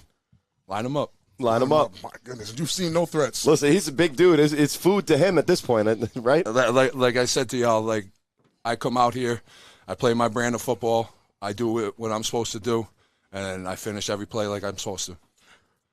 Now, is there going to ever be a leather vest and the crushing of beer cans on your head at any moment? Yo, to be honest with y'all, I don't drink. I don't do anything. It could be a soda can. I just lift weights, and y'all probably don't believe this, but I'm a math teacher. So you're a math teacher? Yeah, I teach math in ELA. I'm a special ed teacher. So nice. So you're nice all week. Oh yeah, Sunday you're not so nice. So you've talked specifically to both Cole Gardella, who does our stats, and Steri Cognitive to make his stats look so disgustingly perfect. It's ridiculous on all those quick screens. Look at the veins in your neck. Bro, he's 75% completion percentage on the day, over 200 yards, and he's throwing 3-yard passes. But it's because this guy's running downfield, pancaking people. I mention it all the time. A lot of the highlight plays from the skill position guys. In the corner of that screen somewhere. It's you laying someone on their back. Like every And that's play. the highlight to me. Well, to Rob especially. Oh, yeah, I love it. Who's the MVP of your team, in your opinion? Obviously, you sound like a great guy. You're probably not going to say yourself. Who's the MVP of the BIC so far this season? Honestly, the team. Everyone's like starting to, in my opinion, every week, you know what I mean? And sometimes it needs to be said that we got to lock in, you know what I mean? At the end of the game, we all came together, and we're 0-0. Like, we don't play next week, right? We get ready, and and it's BTA, man. Belt to asses. Oh, sorry, Ryan. No, that's actually the attitude. It's better than what Trey said. Yeah, that one's okay, but that's actually the attitude it's in the Bible. needed. That's in the Bible, actually. I'm actually glad they got you because, again, if you heard that podcast, my biggest critique was Like someone like you, size, strength, speed, like the tenacity on the line. They look undersized. They look small. They told me you were coming. I don't believe anything Kenny says until I see it. Rob's saying I look nervous. Look at Rob. Listen, I've been following the league for years. Yeah. Well, where you been? I would have called you. Man, I live in Rhode Island, man. I drive 4 hours. Rhode Island, I drive 4 hours to come. Rhode Island team could have had Dave Valley starting offensive line. Yeah. You could have carpooled with Goose. You would have been on Omegas. I would have had more than 1.7 seconds. Listen, I've talked enough. There's a legend in here. I'm going to step to the side. Get my man Hirsch in here. Get in here. Come on, Hirsch, come here, buddy. Thank you for having me, guys. This booth with those two guys doesn't have a lot of space. Hirsch. Oh no, you stay. You stay. Rob's gonna want to gush all over. Gush is insane. That's such a nasty word. Hirsch, you are a legend, my brother. You are a legend. Thank you for being here. How did that feel? It's a pleasure. How did that feel to get that off right there, the running play like that? I loved it. It's been a while for me to be able to do things like that. I've been asking for it, but I'm humble. So I'll just wait till my turn. They gave me an opportunity. I took advantage of it. And that seems like that's the energy of BIC. Mm-hmm. Everybody waits their turn till their number is called. Yes. How did it feel for the team to just corral around you like that after the play? It was loud. It was loud. It was nothing but love. But see, what people don't know, Sterry threatened me when we were back there with the ball. He said, Herschel, you better score. You better score. Sterry's so I was scared that. No, he said, Herschel, you got to score. You better score. And I did. And you did. And again, were you out there for the? No. Play? We put in some other people. I ran right into the end zone. I looked at him. I seen it. I told him. I said, my man's gonna score. Hirsch, you've been playing for how long exactly? Since Town Beef. And what year you want to say? We go back in 2001, 2009. Okay. Don't age me like that. Hold on a second. Whoa. The grades are coming in. Don't age me like that. Yeah. Well, you've been playing. So what era, in your opinion, has been the toughest? You've actually played in every single one. And I done played a lot of these guys out here. Right.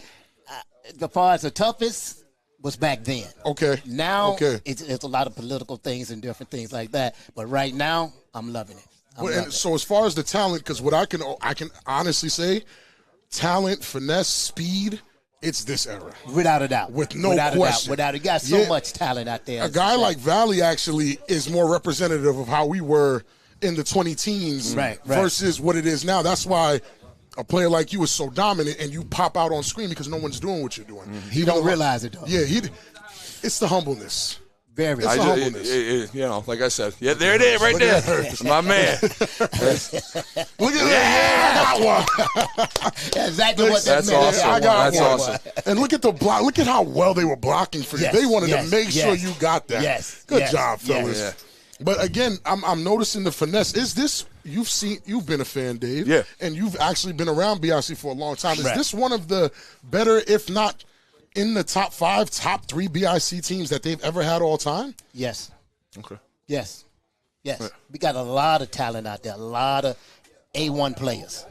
Honestly, and how do you think Sterry decides who's playing, who's on the field at a time? However he feel. That's the thing right now. And like I explained earlier, with the way that it's being unselfish. And like, you talked about it's, getting your turn. Yeah. And that's how it is when we're together as an offense and when we meet and when we go over everything.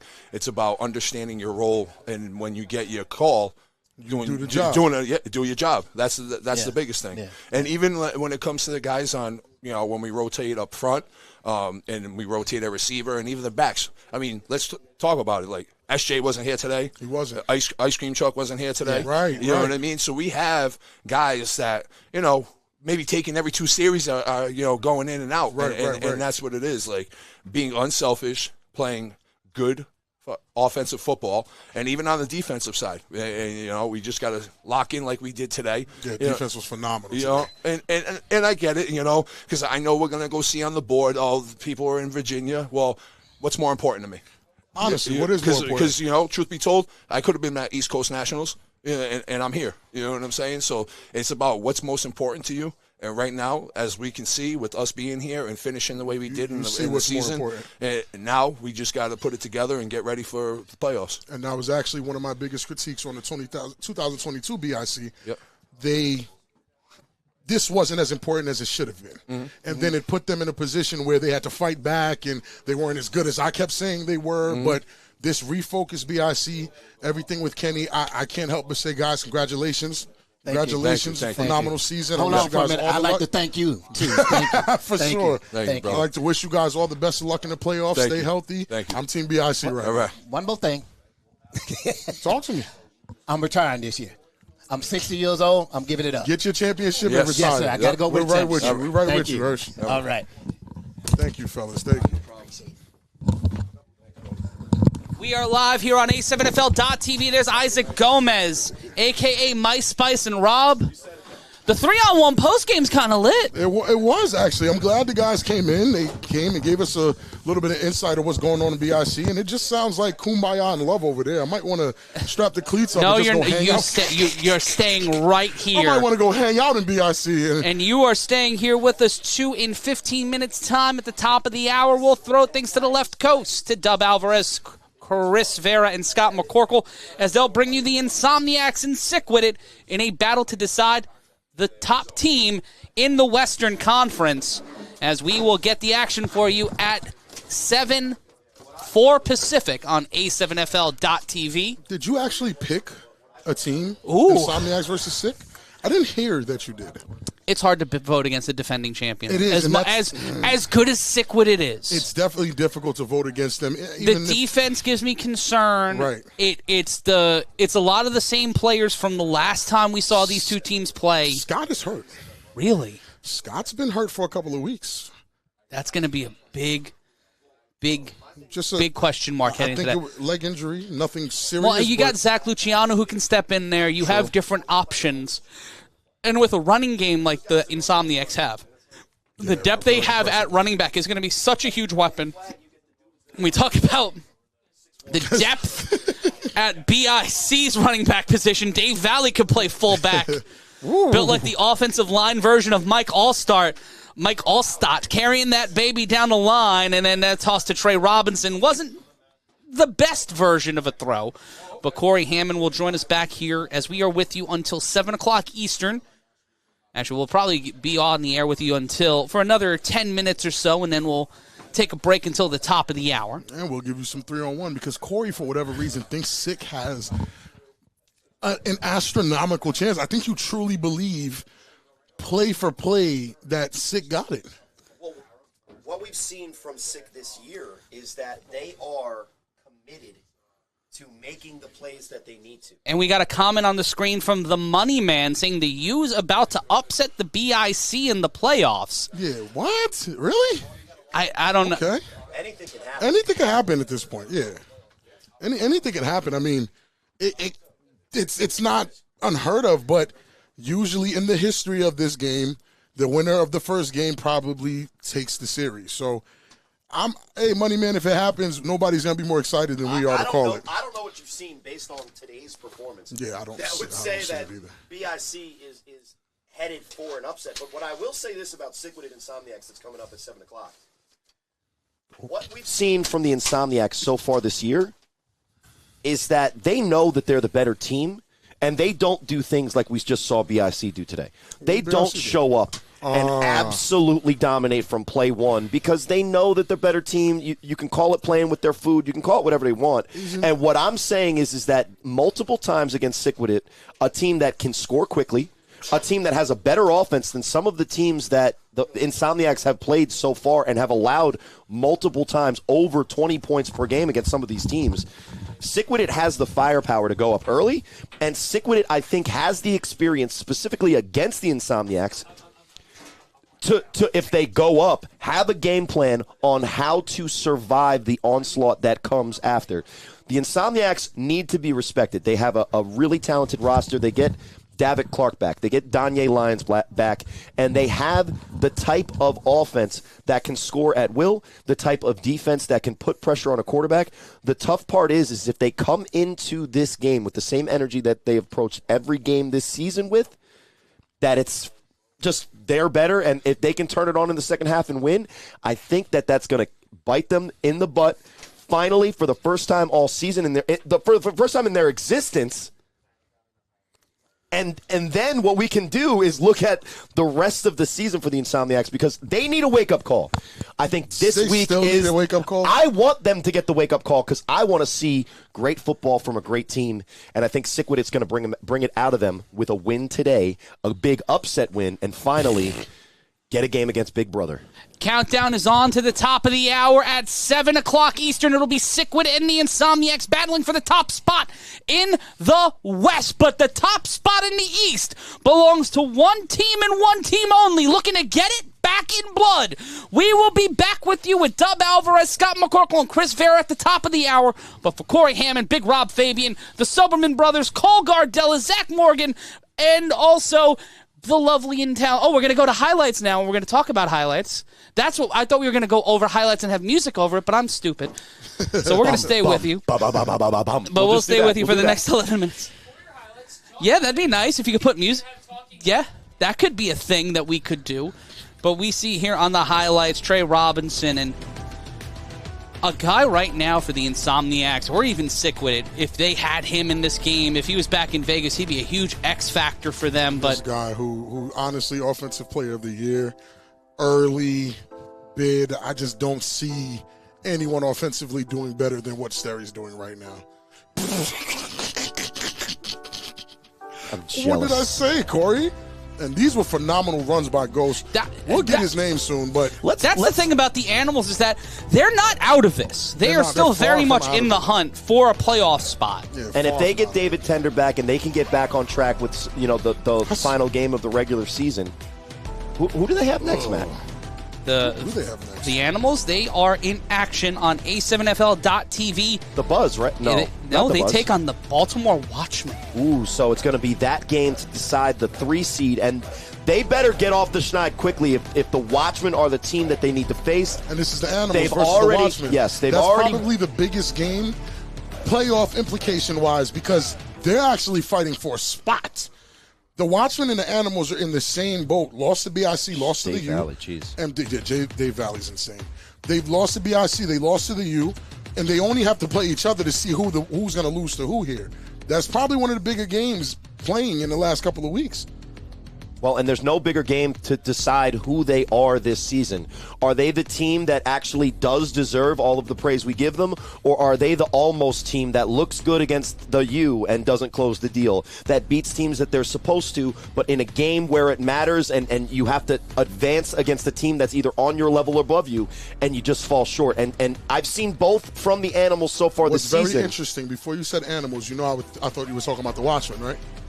I mean, it's a similar conversation. It can literally, it's interchangeable with both teams. I think it's going to be whoever can dictate the momentum first. I think whoever gets the first stop or score, whoever can dictate the pace, will be able, because both of these teams need to get into grooves. For the Watchmen to be successful, they need that ability to bounce between Buck and Ace every single drive, or at least build up to a cadence to where it's comfortable for them. And a lot of defenses, especially at the upper tier of this league when it comes to the BIC and the U, are able to throw that cadence off, especially this year. For the Animals, I don't know. I don't know if that defense will be able to do it. If they're fully staffed, they can do it. But I think that game's going to be a lot closer than both of these teams think it's going to be, because the Animals still have that confidence in the Watchmen or the Watchmen. Well, the Watchmen have the experience in playing in big games, week in, week out, year in, year out. The Watchmen, whether they've been the Gators or the Cobras or the Rare Breed or the Watchmen, they've been a big-time marquee game in the A7FL. The Animals, in my opinion, are still on the journey to learn to be that winning program. The Watchmen are not on the journey to learn. They're on the journey to kind of finish the deal. Last year, they're going into the Final Four game against the Nightcrawlers team with their opportunity, probably the best opportunity since the 2018 championship for a Baltimore team to make it to the big dance. And look no further than Buck, who has been so close. He's been a Final Four quarterback in, I think, consecutive years, like going back as far as maybe 5 or 6 years he's been in the Final Four. He wasn't able to do it last year against the Nightcrawlers. Now come back into this season. They lose the game that they won against the U last year, but they're still right in the hunt, right in the mix, and they have all the playmakers that they need. Now, Do the Animals have the depth to compete with a Watchman team that, to me, still feels like a Baltimore super team? I do not think so. Do they feel like a Baltimore super team? Because this is the same Baltimore super team. Look at that phenomenal catch, by the way. Awesome throw. Look at the poise after he takes a hit, too. And that's Great. the freight train. Yeah. Corey Hammond Memorial Field. Yeah, for sure. But, again, this Watchman team has suffered against the same two teams that the Animals have suffered from. They've gotten destroyed low-key by both of those teams, if I'm not mistaken, because at that point, first game of the season when we watched the U. Yeah, but the BIC game looked a lot more competitive. The U game early was relatively competitive. Now, the Animals competed against the U.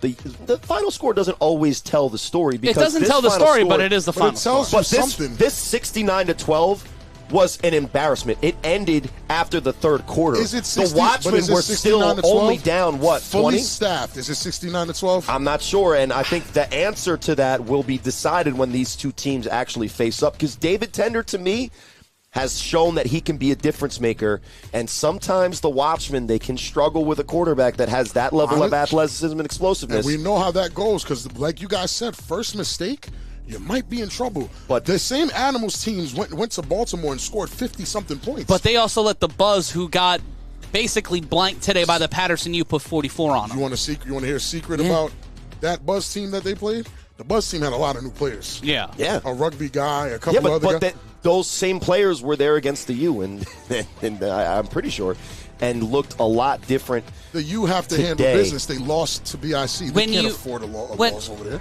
When we come together for the 3-on-1 podcast this week, we're obviously going to talk about the top 10. Do the Animals fall out of the top 10? It's hard to say they fall out going against number one. Well, it's tough because it's not just what the Animals did. What the Animals did is going to be deducted from how we think about them. But we have to look at around the rest of the league to what other teams did to elevate themselves. If Sick wins, I mean, because let's break it down. Do the pit bosses now climb in? I don't know. We can talk about that. That's a conversation. If Animals drop out, somebody has to. No, I wouldn't say they drop out. I would say in the top 10 for sure. But they're definitely going to fall, and deservedly so. And I think when they had a better record, because they had less losses, but we had them ranked this week below the Watchmen, I think it was right to do. Now, I made the adjustment last second behind Rob's back because he wasn't there. Funny. Because that's the only catch, right? If they fall under the Watchmen, it's not a big deal. They are under the Watchmen. I think you have to put them below even the Heist and maybe even the Force if the Force come out. This was an embarrassing performance today. If the Watchmen beat the Snow Tribe, Watchmen beat the Snow Tribe by it. But if they beat them by a significant percentage, I feel like that's. It's 38-0 Baltimore over Rahway right now in Baltimore. No, that game's done. That game is over. The Watchmen defeat the Snow Tribe 38-0. And shout-outs to the Snow Tribe defense that held the Watchmen to a relatively decent score. 38's not that much. And when you take a look at what's left on the day on A7FL.TV in under 5 minutes' time, it'll be the Insomniacs taking on Sickwood, and then at 10 p.m. Pacific, 10 p.m. Eastern, 7 p.m. Pacific, it's A7FL After Dark, as it will be the Force and the Gold. And you can watch the A7FL. You can watch our last two games on A7FL.TV, on Caffeine, on HBCU Plus, and also on YouTube. If you have not liked, if you have not commented, if you have not subscribed, you are missing out not only on live football every single Sunday, but great highlights and footage like this. You see Booby Miles there on your screen. You see the BIC. You see the U. You see that glass and grass era where the A7FL came from. 10 seasons of hard hits and highlights. There's Ryan DePaul there wearing number 10. And he's like, look at these guys. Get up. Come on. Look like a joke. And there's the flag. We're just giving them a little forehead kiss. Just giving them a little smooch. And Mike McGee would tell you that was one of the best plays in A7FL history. And if you want to know, we have 1 week left in the regular season. May 19th is the next time you will hear our voices when we bring you action starting at 1 p.m. on A7FL.TV on May 19th. It's the Snow Tribe taking on the U at 1. And then at 4 o'clock, our final game of the regular season, the Renegades take on the Buzz with a playoff opportunity. That's it. In the balance. That's it. And it's getting close. You can feel it.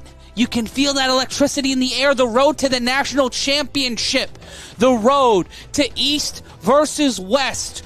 Who runs this league? Is it Sterry Codrington in the BIC? Is it Scott Hamilton in the Insomniacs? Can Quattrell Huffin and the U go on one more run? Or can Tampa and the Nightcrawlers shock the world and get one step closer and win one for the Sunshine State? Or don't count out my guy Jeremy Geary. Oh my goodness. Can it be Baltimore? Can it be the Watchmen? Will we be saying watch this July when it's the championship on the line? Or even the Sin City Chaos? Can they shock the world? Can they put the cinnamon inside the chili that is the A7FL and spice up the football world? You know what we're going to do? We're going to guide you to the top of the hour. Now is the time. Are the defending champions the defending champions, or are they shrinking violets in the Vegas desert sun? It is high noon over in Mater East. The Insomniacs, sick with it. You know what happens?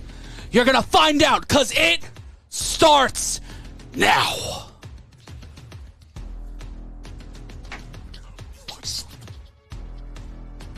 And if you didn't know, we will be back with you on May 19th. For Big Rob, for Corey Hammond, I'm Matt Ryan. I will see you on May 19th. And if you're not watching the Insomniacs is sick with you, you don't like football, I don't like you. Don't be a lame. Insomniacs sick with it now.